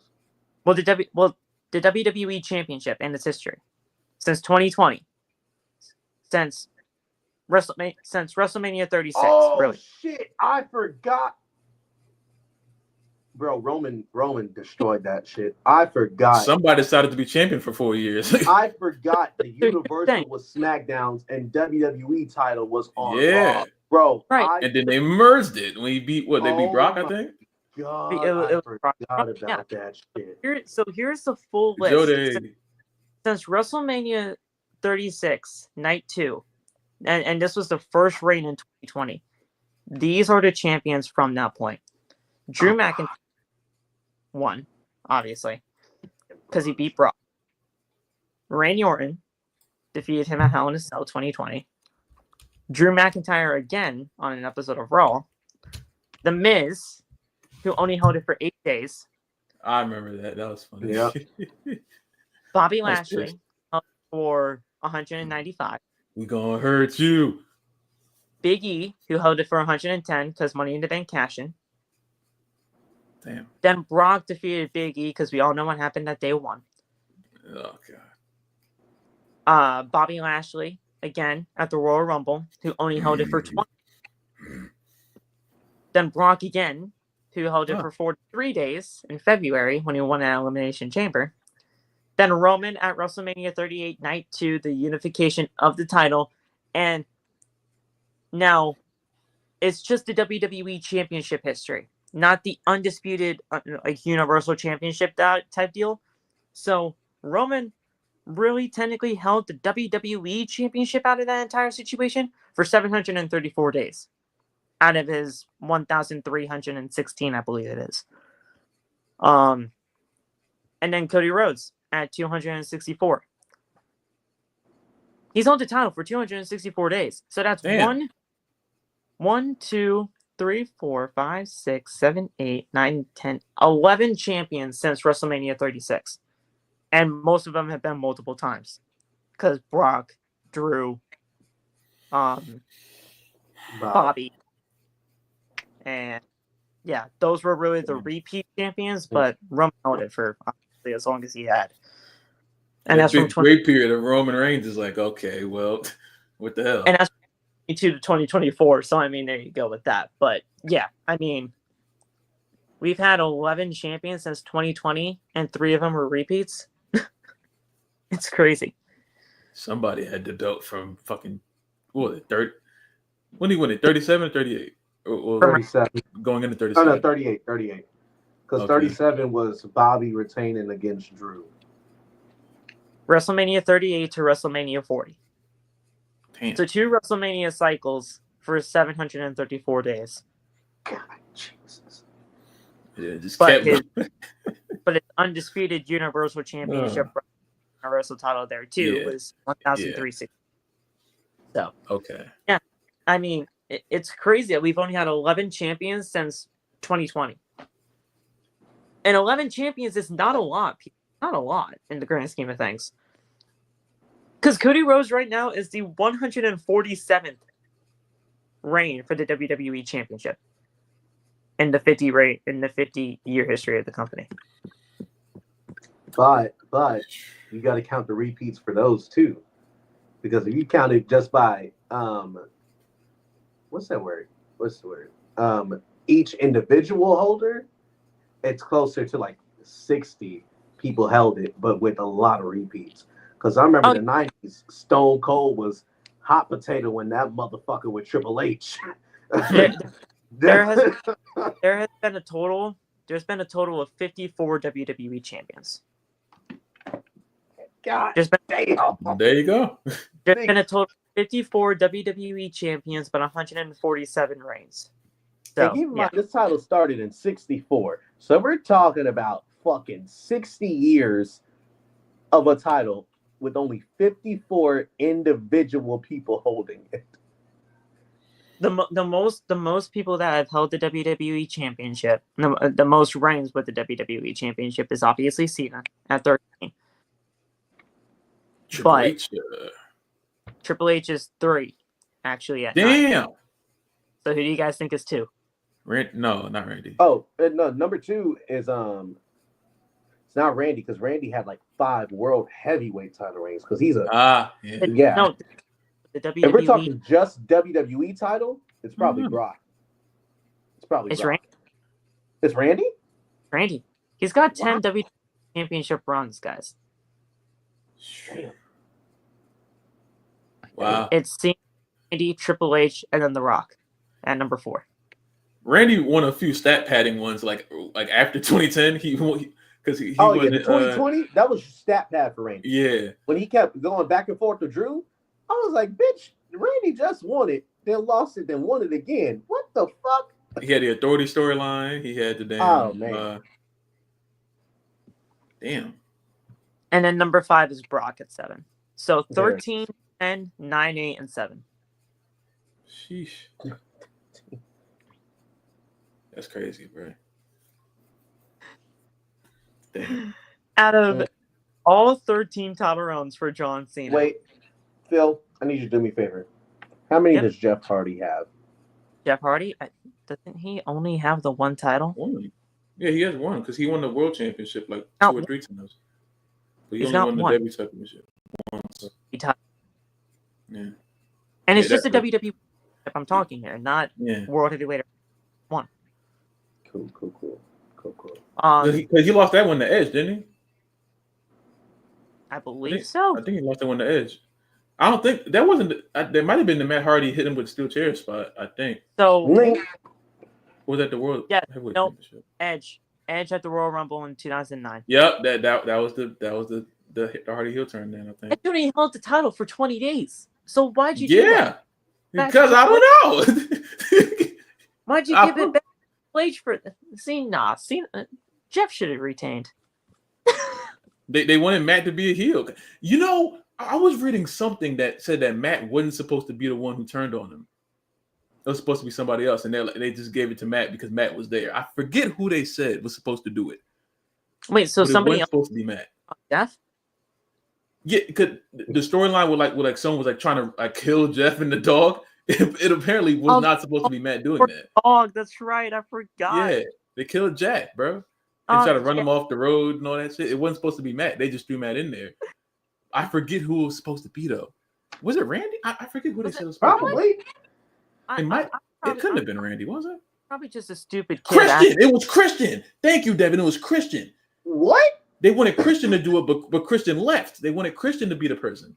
That's what I was watching. Christian for leaving because what? They wanted Christian to be the one to be like this trying to murder Jeff. Wait. This must just be like the little kid that's still trying to ask questions about pro wrestling in my head coming out right now. Was that a legit situation with the dog? What? I think the dog died. I don't Yeah. know if that was. I think the dog really did that because Jeff's house really caught on fire. But Yeah, then Vince said, "All right, storyline," and then fire. I just didn't know if the dog was still like a legit part of it. Unfortunately, Oh, no, yeah. I think Jack passed away. I think Jack Because passed away. you know WWE, they like to just really heighten things up for just the sake of like really either A, heightening things up, or B, just really getting sympathy on somebody. Yeah. They were trying to tie Jeff's in IRL like tribulations, and then they said, "Oh, well, Matt's here," even though I think Christian like left at that point or was hurt. One of those two has tendencies to actually put up situations higher than what they can normally be, so it's not a back deal. I think that's a... But out of John Cena's 13 title runs with that WWE Championship, how many days combined do you think the man's had with the title? He had a 380. Some of those were transitionals because his most recent one was a transitional one because he won it at the Rumble and then lost it in the Chamber. So in total, 738. You're off by like maybe. Well, wait, no, I want to hear Lof's answer first because you're off, TJ. Let's hear what Lof. Well, you said what? TJ's suggestion, not suggestion, or guess like in the 700s is off.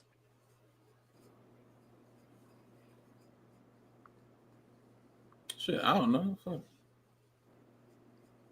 I'm never good with these damn numbered shits. I be just saying. Now, whether it's higher or lower, I'll take lower. I'll take lower. I'll give that to you. It's higher than 700. Oh fuck! Oh shit! 868. Well, if it broke 1,000, that's bad. If there's no way it broke 1,000, right? All right. All right. 8 is the closest out of you three. The actual is 1,254. Sheesh. WWE's recognition for I don't know what recognized by WWE is 1,245. He literally almost in his 13 title runs, he's basically had a Roman Reigns type run in terms of days. That's crazy. 13 title runs and he's held it for 1,254 days. So Nate, you weren't bad. 1,275. Oh, and Tyler, the reason why that they said that for the Christian thing is because the storyline was supposed to kick off before Christian went back to ECW. Oh, he went to ECW. So this is like in that small gray area where they were trying to start it. Everything got pushed either back or forward because Christian just wasn't there. But they were trying to do it the moment Christian was about to go back to ECW, but they decided not to. And then yeah. So that little gray area is like that's where it's because you're right about Christian leaving, but it was like right there. It might have been the Christian interview I was watching. I was watching something. I think Christian said it to. I don't know who he was getting interviewed by. It might have been CVV. I think because it was recent. I think either Christian said it or it came out like right when that interview came out. But I don't know why Christian. I guess they were trying to push on the Christian and Edge Hardy storyline thing, and they were trying to make a one-on-one connection with that. That's the only thing I could think of. I'm like Christian seems like someone from left field. You'd be like, all right, I'm gonna turn on Jeff and make sure he doesn't beat Edge. Oh my God, I just said it out loud. That just hit me. Yeah, because Christian would save his tag team partner from it, and then, oh my God. No, that actually makes sense. I just verbalized that for the first time. I understand that now. I understand it now. You're probably supposed to get the Hardys versus Edge and Christian again. Exactly. And then just things started to spiral after that. So Jeff started wilding and Chris left. And then Matt was like, all right, I'm a solo guy. So now and then Edge is just there. He's random booking at times. Hey, there you go. Wow. That might have been a crazy storyline. Yeah. In my head, like thinking about it, like what the hell with Christian? Christian would save Edge from making sure that Jeff didn't beat him. Damn. All right. Real quick, oh my God. y'all want to run through this DWF match card? No matter. Yeah, let's do it. Oh, I mean, and this too. Jeff wants to come back and retire CM Punk. I did see that. CM Punk, watch your ass. Watch your ass, CM Punk. Watch your ass, nigga. Watch your ass, CM Punk. Where's there it is. Make this minimal. All right, so tomorrow we have DWF, A Cold Day in Hell, emanating live from Toronto, Ontario, Canada, with halftime performer Lil Nas X. We got a stacked fucking card.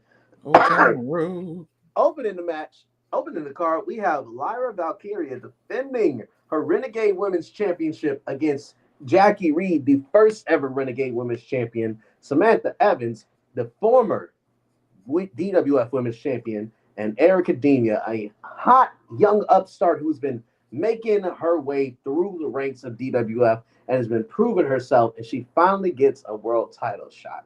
Now, Lyra, she won this title in an open challenge that was held by Bianca Belair. Lyra pulled off the upset and beat Bianca.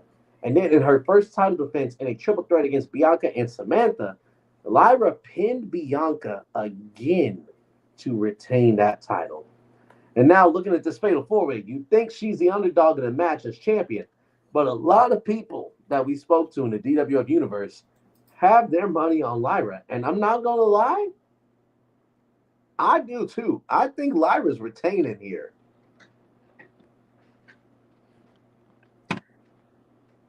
Yeah, I'm gonna go with Lyra. You know, with the whole open challenge situation, I mean, she won the title in the open challenge, right? I'm correct.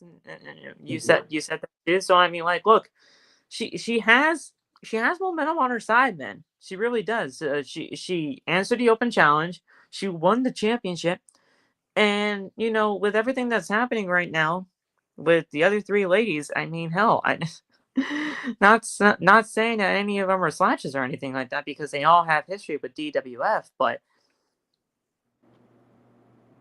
Lyra's got all the momentum right now. She's got all the cards. She has, you know, the deck stacked against her, but I don't think that matters. I think she retains.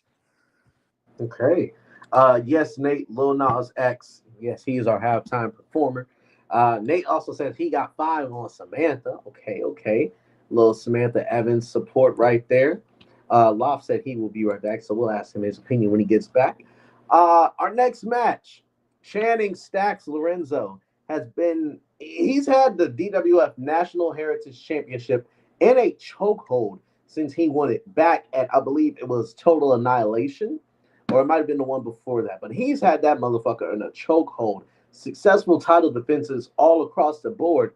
But recently we held a Beat the Clock tournament, which ultimately saw Adam Copeland emerge as the winner, and now he will challenge Channing Stacks Lorenzo for the National Heritage title under Heritage rules. And if you don't know what those are, it combines the NXT's Heritage rules with ROH's Pure rules. There is no escaping of the ring.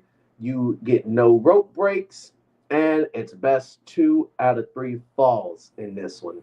So, honestly, I love Stacks. He's been a great champion for DWF, but I believe we're going to see a new champion emerge in the form of Adam Copeland. He's been making name for himself since he got in DWF. Challenged Sandman for the hardcore title, was unsuccessful in that bout.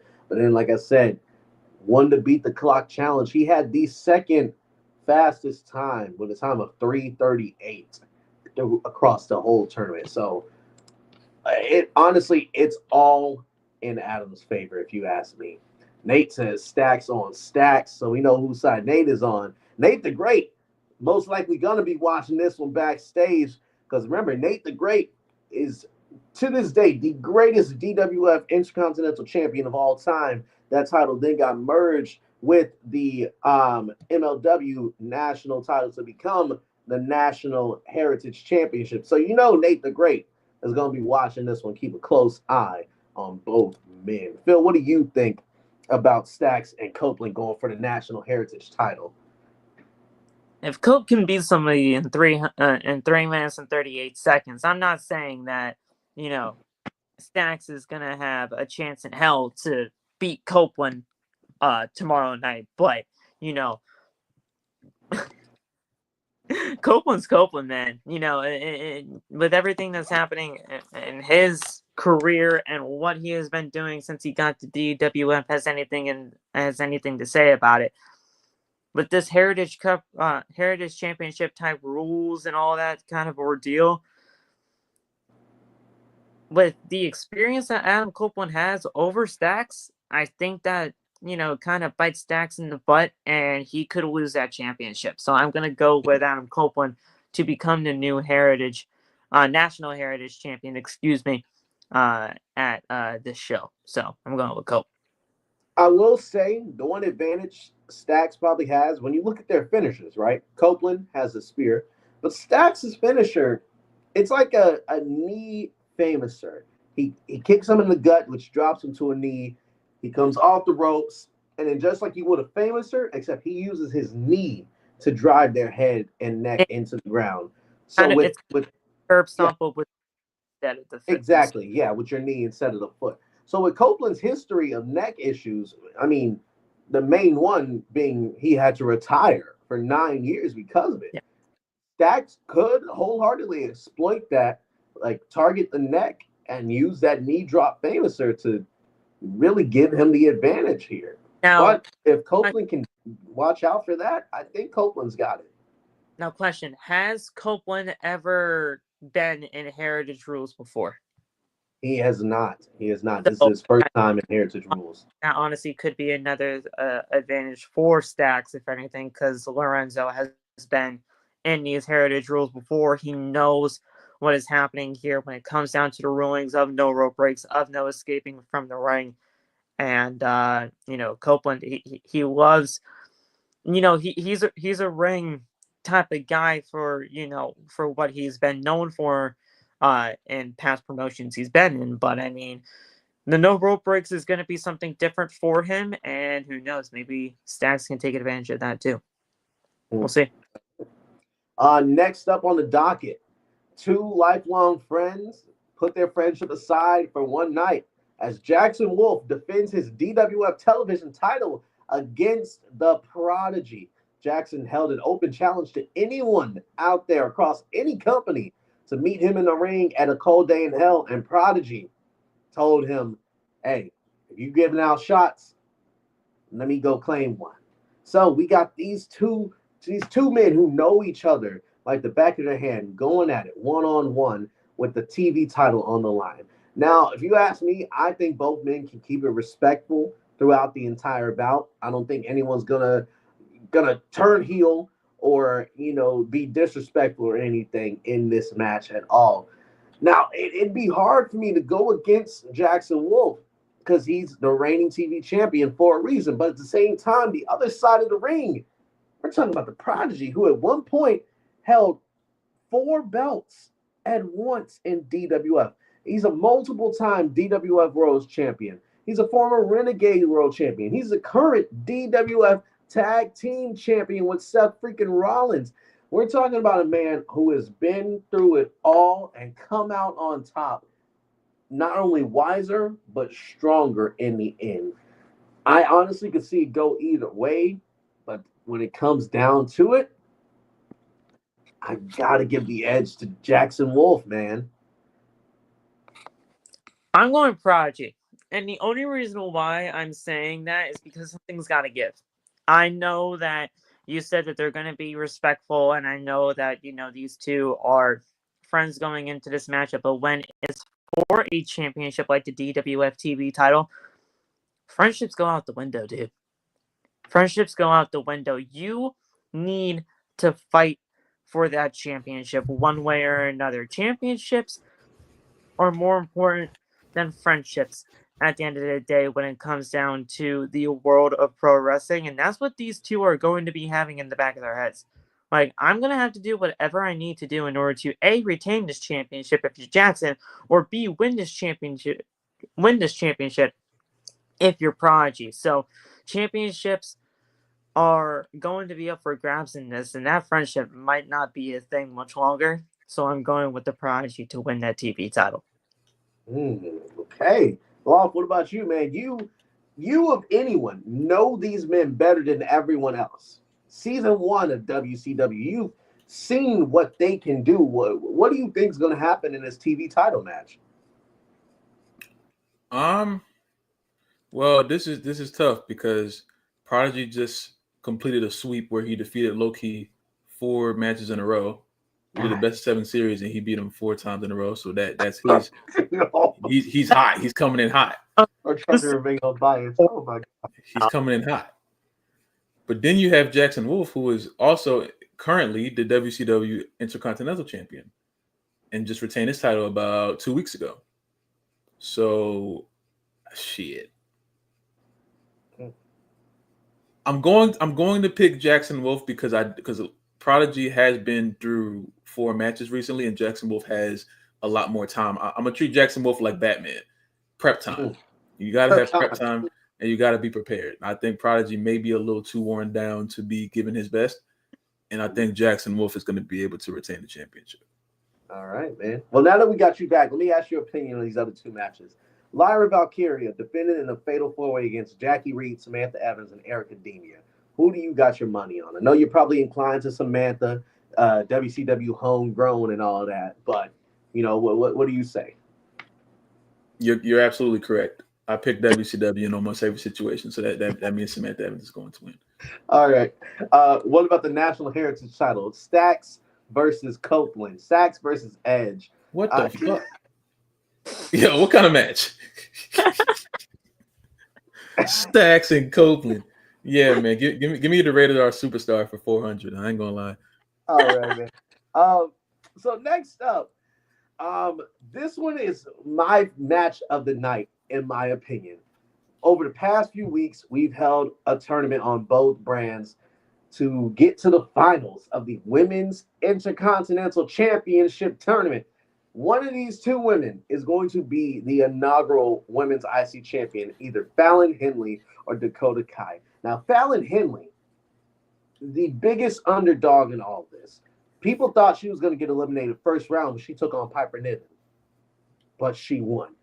Then she ended up getting to the semis. She still won. Got to the finals of the Western Conference, and she defeated Diamond freaking Rose. The same Diamond Rose who the week before decimated Marilyn Rose. So people thought Fallon was going to die in this match, but she did the biggest upset of all and defeated Diamond Rose to get here. Now, on the other side of things, Dakota Kai, she was the fan favorite from the beginning, and she has proven why so far. So now, tomorrow night, these 2 women meet in the middle of the ring with the Women's Intercontinental Championship on the line. It's a tough one to choose because Dakota Kai, all the momentum in the world, but I think Fallon Henley could pull off one more upset, and it'll be the biggest upset of the entire tournament. I got Fallon as the inaugural Women's IC Champion.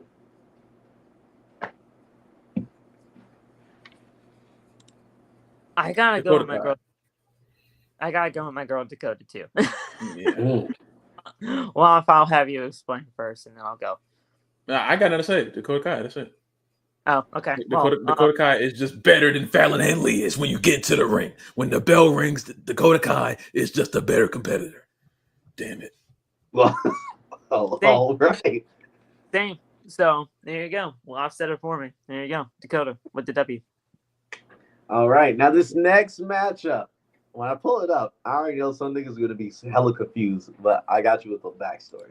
What? So our next matchup, last week, the Fallen, yeah. Sorry, not the Fallen. I'm supposed to say the Power Trip. The Power Trip, Davion Jordan and DeMarcus Wild put their AEW tag titles on the line against D-Generation X's own Trevor McMahon and Shawn Michaels. We're coming off of Trevor McMahon challenging Stone Cold for the DWF World title, reigniting that rivalry unsuccessfully, might I add you. But the Power Trip said they want to prove themselves. They want to prove that they can hang with the legends of the past. So they put their AEW tag titles and a shot at the freaking Prodigies on the line against DX. And just like DX says, you make the rules and we will break them. DX had Triple H get involved. And when the referee wasn't looking, a low blow from Trevor McMahon set up the super kick from Shawn Michaels, which led us to having new AEW tag champions. And now we get this match tomorrow night. DX versus the freaking Prodigies for the DWF tag titles. Now, one glaring thing you got to note, this will be Prodigy's second match of the night. This is the third pay-per-view in a row where Prodigy will be competing multiple times. The question is, can the freaking Prodigies retain, or will DX do what they do best? And that is clean house. You ask me, I'm going with the homegrown. I'm going with the Prodigy. I'm going with Rollins. I'm going with the freaking Prodigies. Because, Phil, you might not know the full lore of Trevor McMahon, but a lot of people here do know it. This is the first time since 2018 on Raw that we are getting father and son in the same ring against each other. Trevor and Seth going at it. It's going to be explosive, but I got the freaking Prodigies retaining, man. Trevor, okay. Interesting. So Trevor McMahon is the son of Seth freaking Rollins. Okay. No, other way around. Oh, Seth freaking Rollins is the son of Trevor McMahon. Oh, okay. Yeah. There's a lot of lore you've missed. What the fuck is happening? When did Seth's father join the company? Okay. Look. If it helps to confuse you even more, this canonically means Seth Rollins is half black. Carry on. Added more to it. Okay, well, honestly, to me, that's kind of the least, the least confusing part of all of this. Right? Yeah. It's probably one of the least confusing parts in all of this. But look, this is not DX and Shawn and Triple H. I just want to say that right now, right? No, because that's more lore. Trevor was part of the founding of DX. It was Trevor, Shawn, and Triple H. Okay. Look. The X Pac just weren't there. X Pac. I can confuse you even more, Phil, if it helps. Seth has two siblings in the company. You will not ever, three actually. You won't ever guess who they are, so I'll tell you. It's Drew, Bailey, and Alexa. Drew McIntyre, Bailey, and Alexa Bliss. That's not even close to making sense. They're all brothers and sisters? What the fuck kind of storylines are you? The lore I created for this man back when I was in middle school, and I've just carried it since. Middle school? Yes. All these people long-term were booking for real. That's real long-term booking right there. He was ready.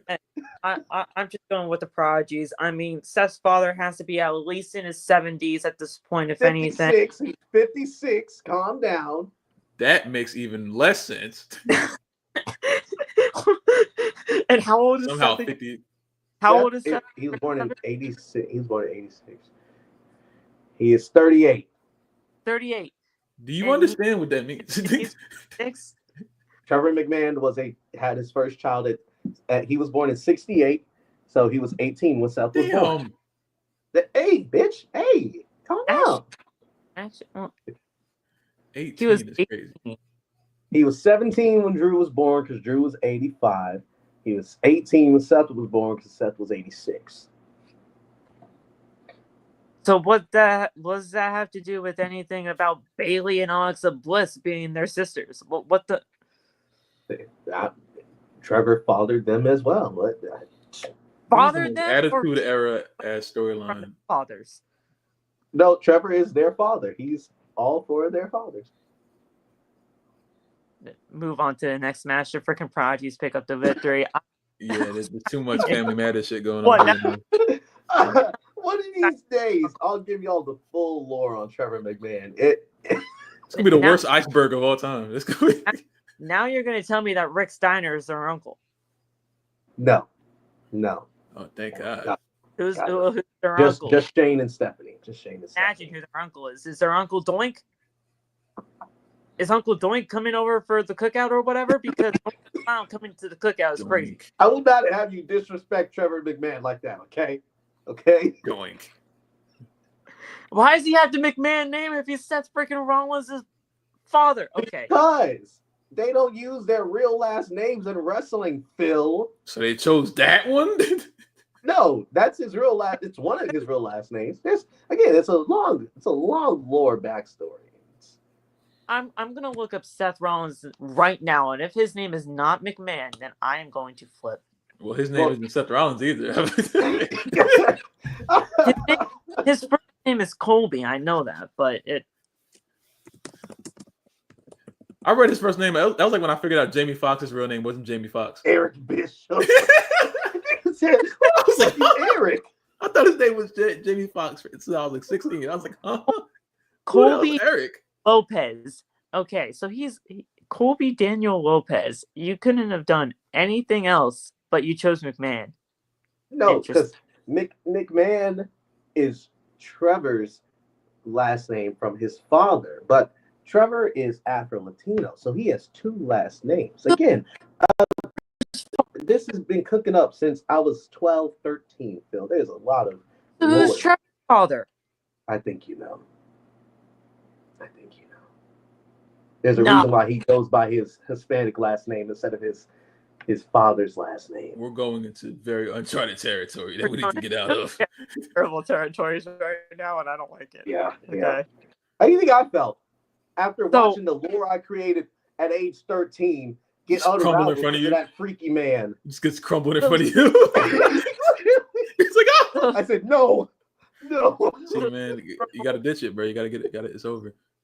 So Seth Rollins in your crazy world when you were 13 was Redacted's nephew.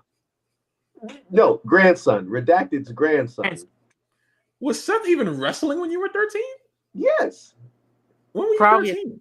I was 13 in like 2011, 2012, one of those fucking years. Oh. Probably Tyler Black at the time in Ring of Honor. I keep thinking TJ's older than he is. What the fuck? Anyway, the next match. I don't know why. AJ older than me. AJ Baker defends her DWF Women's title against Rhea Ripley, who won this opportunity in a battle royal. It came down to Rhea Ripley and who was the other woman?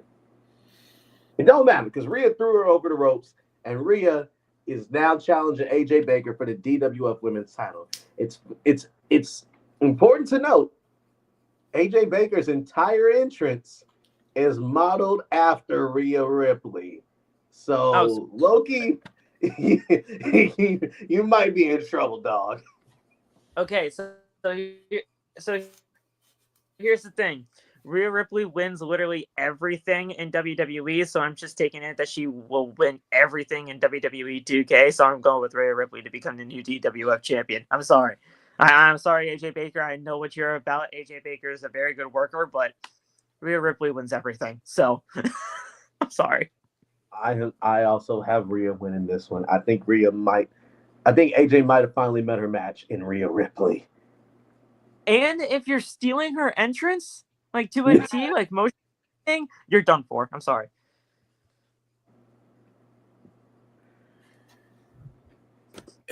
WCW wins all the time. Anybody worry about no damn Rhea Ripley, bro? We have Liv Morgan at ringside so Liv can make sure that AJ Baker gets the job done. Ain't playing no games around here. I fucking love it. Oh my god. Oh, next up. If you have my champion get pinned on your show, TJ, I promise you, I'm sending some letters to your damn business. So just be prepared for that. Damn it.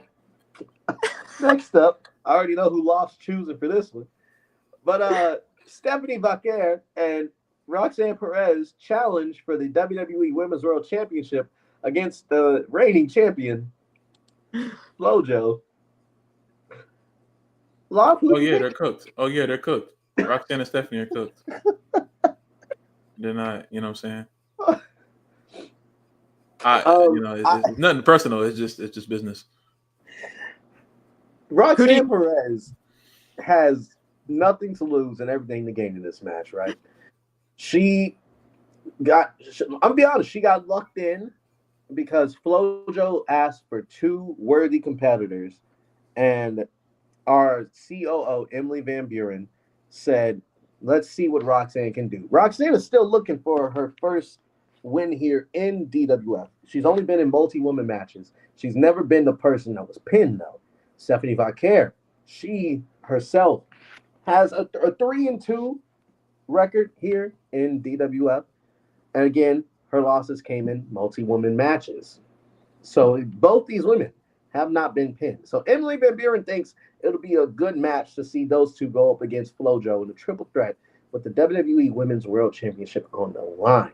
Now, given their track record in multi-woman matches, I'd be inclined to go with Flojo, but something is just telling me that Stephanie Vaquer is going to leave Toronto with that Women's World title around her waist.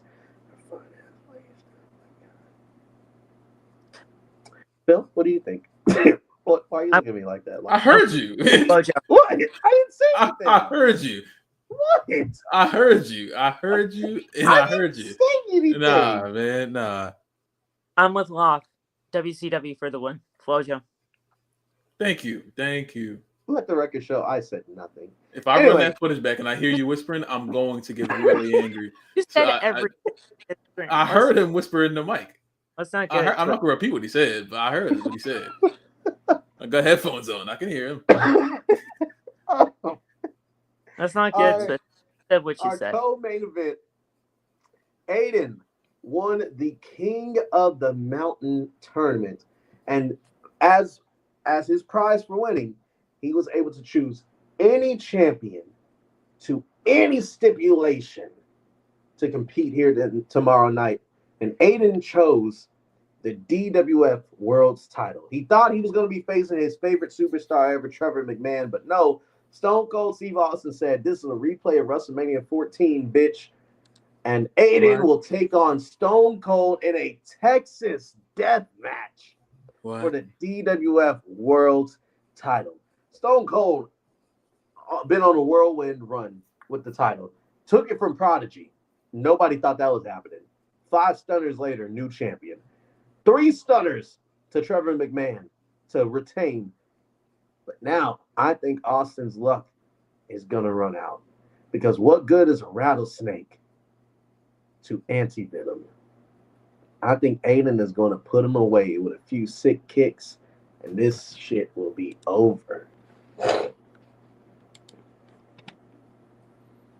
I watched Aiden do an entire Legend Killer storyline where he just beat up all of the old legends that had to be like 1 or 2 seasons ago. I think Stone Cold may have been one of the people that he ran right through. So ain't nobody worried about no damn Stone Cold. Now, I'd like to mention, Phil, before Phil gives his comments, originally we all thought this was going to be Aiden versus Prodigy. Because Prodigy was trying to do his own Legends World Tour, much to the chagrin of the man next to me. He told Prodigy, you got a little too much dip on your chip, you need to slow down. Prod didn't listen. He tried to pick up the whole thing of dip with the chip, and it broke. This could have been Prodigy and Aiden, but alas, I tried to warn him, you know. Cole kicked that ass. I be trying to help people, but they don't listen. They get in the ring and they start doing shit, and I'm like, all right. God bless you. Yeah. Phil, what do you think? I'm going with Stone Cold, man. What the hell, Phil? I'm going with Stone Cold, man. I don't know. Just Phil. Corbin also is saying Stone Cold. Look, I think there's something about this whole entire situation that's a little bit fishy to me with this whole Texas deathmatch thing. And I don't know what's really going to happen in this whole entire situation, but I don't think it looks good for Aiden here. So I'm going with Stone Cold. Damn. All right. Well, now it is time to get into our main event. Back at Havoc in Houston, Phil Matthews, Carmelo Knight took each other through 3 stages of hell which ultimately saw Carmelo Knight pick up the win. He thought he had rid the world and himself of Phil Matthews forever until the DWF World's title match at Total Annihilation. He overheard Kenny Omega talking to someone about accepting a bribe, and later that night we would see Kenny Omega take a fall to Wavy Eddie with the DWF World title on the line. So Carmelo thought Eddie paid off Kenny. Wavy Eddie swore on everything that he was innocent, but Carmelo didn't believe him. So the two went head-to-head at the previous DWF pay-per-view, where it was revealed that Wavy Eddie was, in fact, innocent because the man who paid Kenny to take the fall was Phil Matthews. And Phil Matthews returned with a vengeance and challenged Carmelo Knight to War Games. And we have our teams, man. Team Phil Matthews, Phil, Kenny Omega, Kevin Owens, and Switchblade Jay White will be taking on Team Knight, Carmelo, Wavy Eddie, Randy Orton, and CM Punk inside War Games tomorrow night. Y'all, we saw what Phil and Carmelo went through in the 3 Stages of Hell match. Carmelo and Eddie took each other to the limit in their singles match at the previous pay-per-view. And now they're teaming up against Phil and what essentially looks to be a new version of the Bullet Club. But look who's on Carmelo's team also. The legend killer, Randy Orton. The voice of the voiceless, CM Punk. If you ask me, these two teams are on even playing field. Who do y'all think takes this one?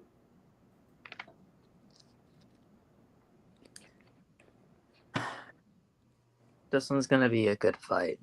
I cannot wait for this War Games match to take place.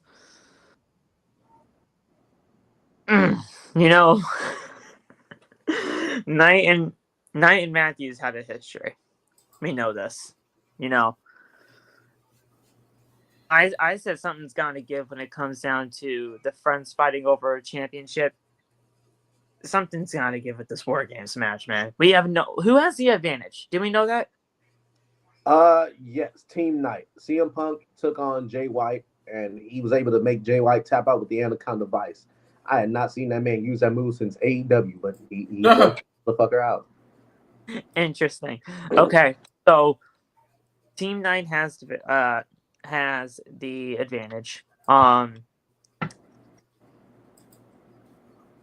It's literally two teams. I do agree with you, and that definitely literally pick your poison when it comes down to these two teams, and you got great opponents for everybody here.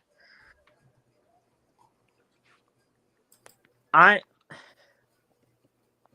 think Matthews somehow, some way gets it done. I don't know what's gonna happen in this match. This match is obviously gonna be brutal. It's War Games, but somehow, some way, I think Matthews is gonna find something to take advantage of in terms of whether Eddie and Knight might not be on the same page or whatever because of something that happened. Everybody thought it was Eddie that did something, but it was Knight. And, some stuff's going to happen here to where I think Matthews is going to take advantage, and I think Matthews is going to pick up the victory. But it's going to be ever so slightly, because who knows if Matthews' team can even stand a chance with each other because of the history that they all have. So we'll see. Okay, Loft, what about you? Kyle. Boo. I think I'm gonna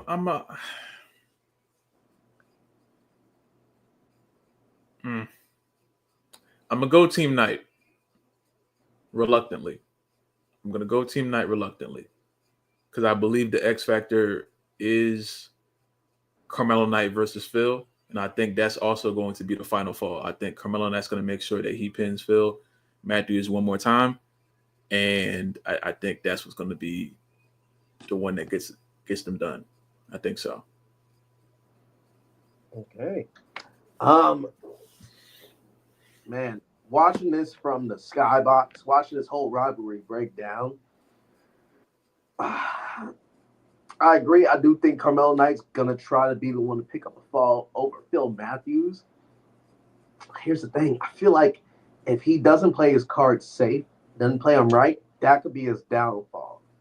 Because what say he sees Wavy Eddie hit the Lone Star Clash on Phil, and he stops Eddie from getting the pinfall because he wants to get it, and that leads Eddie to get the Blade Runner from Switchblade, and then Mello turns around into a V trigger from Eddie. I mean, not from Eddie, from Kenny Omega, and then Phil Matthews picks up the pinfall over Carmelo Knight. What happens then?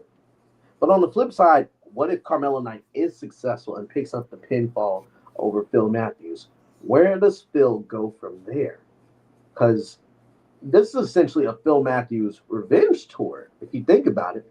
Like, you come back, and the first thing you want to do is a War Games match. That means you want to put your opponent down. You're trying to make a statement. And again, I think going into this, Team Matthews, everything to gain, nothing to lose. So they can be more risky with their strategy. But also, it matters on the advantage. We saw Team Knight won the advantage match. We know who's starting for both teams. It's going to be Wavy Eddie and Kenny Omega starting for their respective teams. So it's not going to be Phil and Carmelo starting it off. It's going to be Eddie and Kenny. And you got to look at those two, right? Because they're going to be in there the longest. But again, with the advantage going to Team Knight, how long is it going to be until the numbers game takes over Team Matthews, right? Because it'll start off Eddie and Kenny, but then after 5 minutes, oh, here comes, who knows, Randy Orton. And then Kenny's getting jumped for 3 minutes. But then he'll get a partner in Kevin Owens. But then 3 minutes later, CM Punk comes in, and they're jumping those two. And then finally, Phil Matthews comes in. But again, once Carmelo gets in there and it evens the playing field up, Carmelo will come in, and then it's a 4-on-3. And they're beating the shit out of Kenny, Kevin, and Jay. By the time Phil gets in the match, his team could be tattered, battered, bruised, scattered like a Waffle House hash brown plate. What if Phil is the only member standing by the time he gets in that ring? What if Phil Matthews is standing across from Team Knight in full force? What happens then?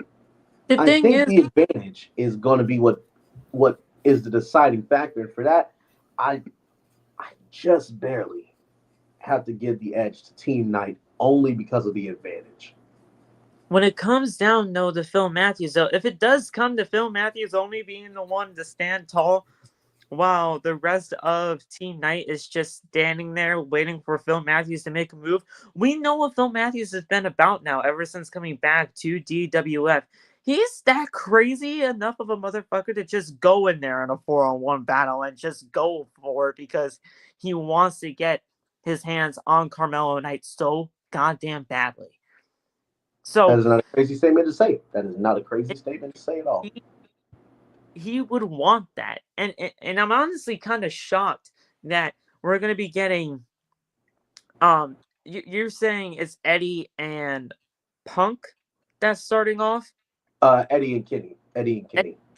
I'm surprised that Phil Matthews didn't just step up to the plate saying, hey, keep me in this thing for the entire amount of time. And if Carmelo Knight is even, half the man that I am, he would start with me in this thing. I'm surprised that we're not getting Matthews and Knight to start this thing off, because at that point in time, I honestly thought that Matthews would have wanted to, get his hands on Knight as soon as possible, not wait to get his hands on him. So I'm surprised at that, but I guess we'll see one way or another how this is all going to shape out, because one way or another, they're going to get their hands on each other inside War Games. And that's going to be something to really, really see. So I'm very excited for this War Games match. if Phil Matthews loses here, I don't know what's next for him. But if Carmelo Knight is too hyper-focused on trying to pin Phil Matthews, like both of you were saying earlier, that could be the eventual downfall of Carmelo Knight. We'll see. Well, we have just gotten word from DWF higher-ups. The winning War Games team, each member will receive a spot in the Rumble. So that's going to be a big one. But the big thing about it is the winning member, whichever team member gets the pinfall for their team, they will get to compete in a triple threat for the number 30 spot. So there's a lot more on the line now with what's just been added by the DWF higher-ups. A spot for each member in the Rumble, but a number 30 spot for the pinfall winner. Whoever has. So, ladies and gentlemen, make sure you tune into DWF A Cold Day in Hell tomorrow night, 8 p.m. Eastern, 7 p.m. Central, with our halftime performing artist, Lil Nas X. It's going to be great. It's going to be live from Toronto, Canada, the Sky Dome. I believe that's the one that WrestleMania 18 was held in. I don't know. I don't live in Toronto, obviously, but it's going to be from there. So, yeah. Y'all got anything else to say to the people before we get out of here or what? Because we've been going for about 2.5 hours now. I'm good, man. This was a great podcast. Look, we just wanted to get on here and yap for however we wanted to. Real quick, I got one more thing. Oh, I want to know what y'all think about this, because I saw it said in the chat earlier, and I've been trying to get people's opinion on it for the past few days. With the whole changing of the possible rosters of Raw and SmackDown, how do y'all think? Oh, I know which one you saw. The way I'm thinking now, and this the way I would do it. I'm putting all of the big draws, the Roman, CM Punk, Seth Rollins, Cody, all of them on Raw, and I'm putting the real grapper wrestling dudes. I'm putting them on SmackDown. So I'm making Raw the cinematic show, and I'm making SmackDown the 5-star match show. How do y'all think that will work, or would you do it differently? With no real brand split. I'm not doing like a clean, no draft, just like a soft split, and just sending them off where they can come and go if they please. But just, yeah, exactly. I think it would work because you're giving Netflix the people that they want. But the only thing is, and because the brand split legitimately means nothing nowadays, you'd still be able to get the big hitters over on Friday Night SmackDown to, not allow SmackDown to be the big brother, so to speak. It's just a matter of how they would execute that, and a matter of just really getting things in gear for that. Now with SmackDown being 3 hours at the start of the new year, I don't know how SmackDown is going to function at 3 hours with the roster it's got. I'm sorry, it's just the god honest truth of me. Raw at 3 hours was a chore enough as it was. You think SmackDown's going to be any better? I don't think so. We'll see how it all shapes out, but it could work. It's just a matter of execution for me.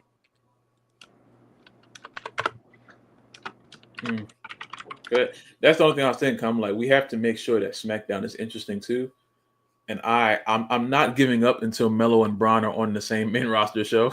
So you need a lot of NXT call-ups to make SmackDown even viable to be 3 hours in my eyes. Yeah. Because SmackDown at this current state for 3 hours is just not going to work. I'm sorry.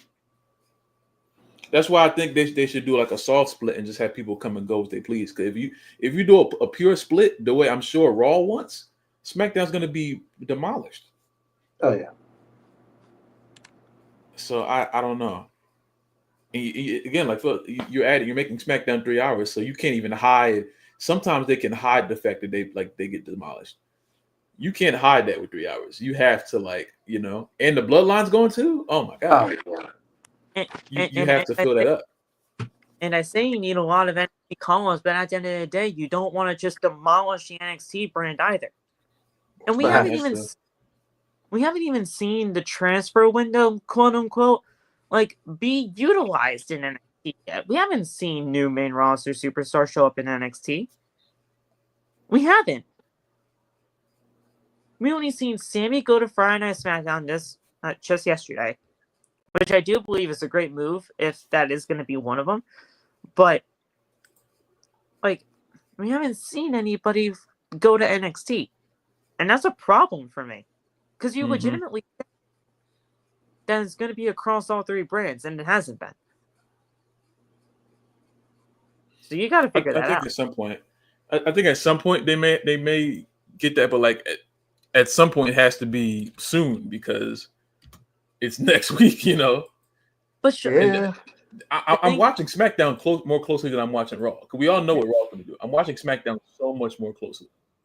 The thing is, Corbin, Shotzi was technically already a part of NXT before she had to go away anyway, and she really only had to go away because I believe she got hurt, and I believe she was still doing things in NXT at that time. So, to me, she was already NXT. So I don't know. Which, by the way, I do kind of like that 3-person pairing that they're kind of doing with her. Shotzi, Gigi, and is it Tatum? Yeah. I honestly kind of like that, so I hope that kind of continues. Yeah, Apollo. Oh, he won! I knew. What? Ospreay. Yeah, we knew Ospreay was winning. It's Okada. It's Okada and Ricochet we're looking at. Ricochet was Fletcher was all no. Fletcher was always gonna lose. Oh, I thought we were talking about Ricochet. Oh, which I personally think. Oh, Ricochet didn't go enough. Ospreay. Though I like Will Ospreay, I do think it is kind of a bummer that Kyle Fletcher did not win this thing because Kyle Fletcher really should have been something with this. I was talking to someone and they told me if Kyle doesn't win, it's a waste. I don't know who said that to me. Who the fuck said that to me? Probably heard somebody that watches JD's show because JD said that. Oh, I don't know. Someone said I was talking. I don't know. I thought someone said that to me. I'm tripping. I don't think it's a waste that you didn't have Kyle win this thing here, but Kyle Fletcher, he didn't need this, but I feel like if he really did have this, like if he had the Continental Classic as a thing that he won, it really would have like projected him higher. Yeah, but we'll see. I still, as crazy as it sounds with AEW and the lack of storytelling that they have had so far, I still have faith in Kyle Fletcher. Because Kyle Fletcher is he'd be all right. He's still that good, so I feel like he's going to be okay. I don't really get Brian backstage. Of course he is. Oh, yeah. Of course he would be. He's okay. He's still in AEW. He's just not wrestling. I thought he was just cooked. Yeah, I thought he was just dead. Not wrestling. They wouldn't let Brian go. Damn. Well, all right. Then if something him, the company's Brian's. So I mean. So I think that's all from you boys. If you don't have anything better to do, tune into World's End. Otherwise, it was a great match though. Go touch some grass. Try to date some women. I don't know. Date some men. Whatever your preference. Just don't be a dumbass. I do one more thing. Before you end it. And honestly, this is just kind of a good thing to talk about live here with you guys first.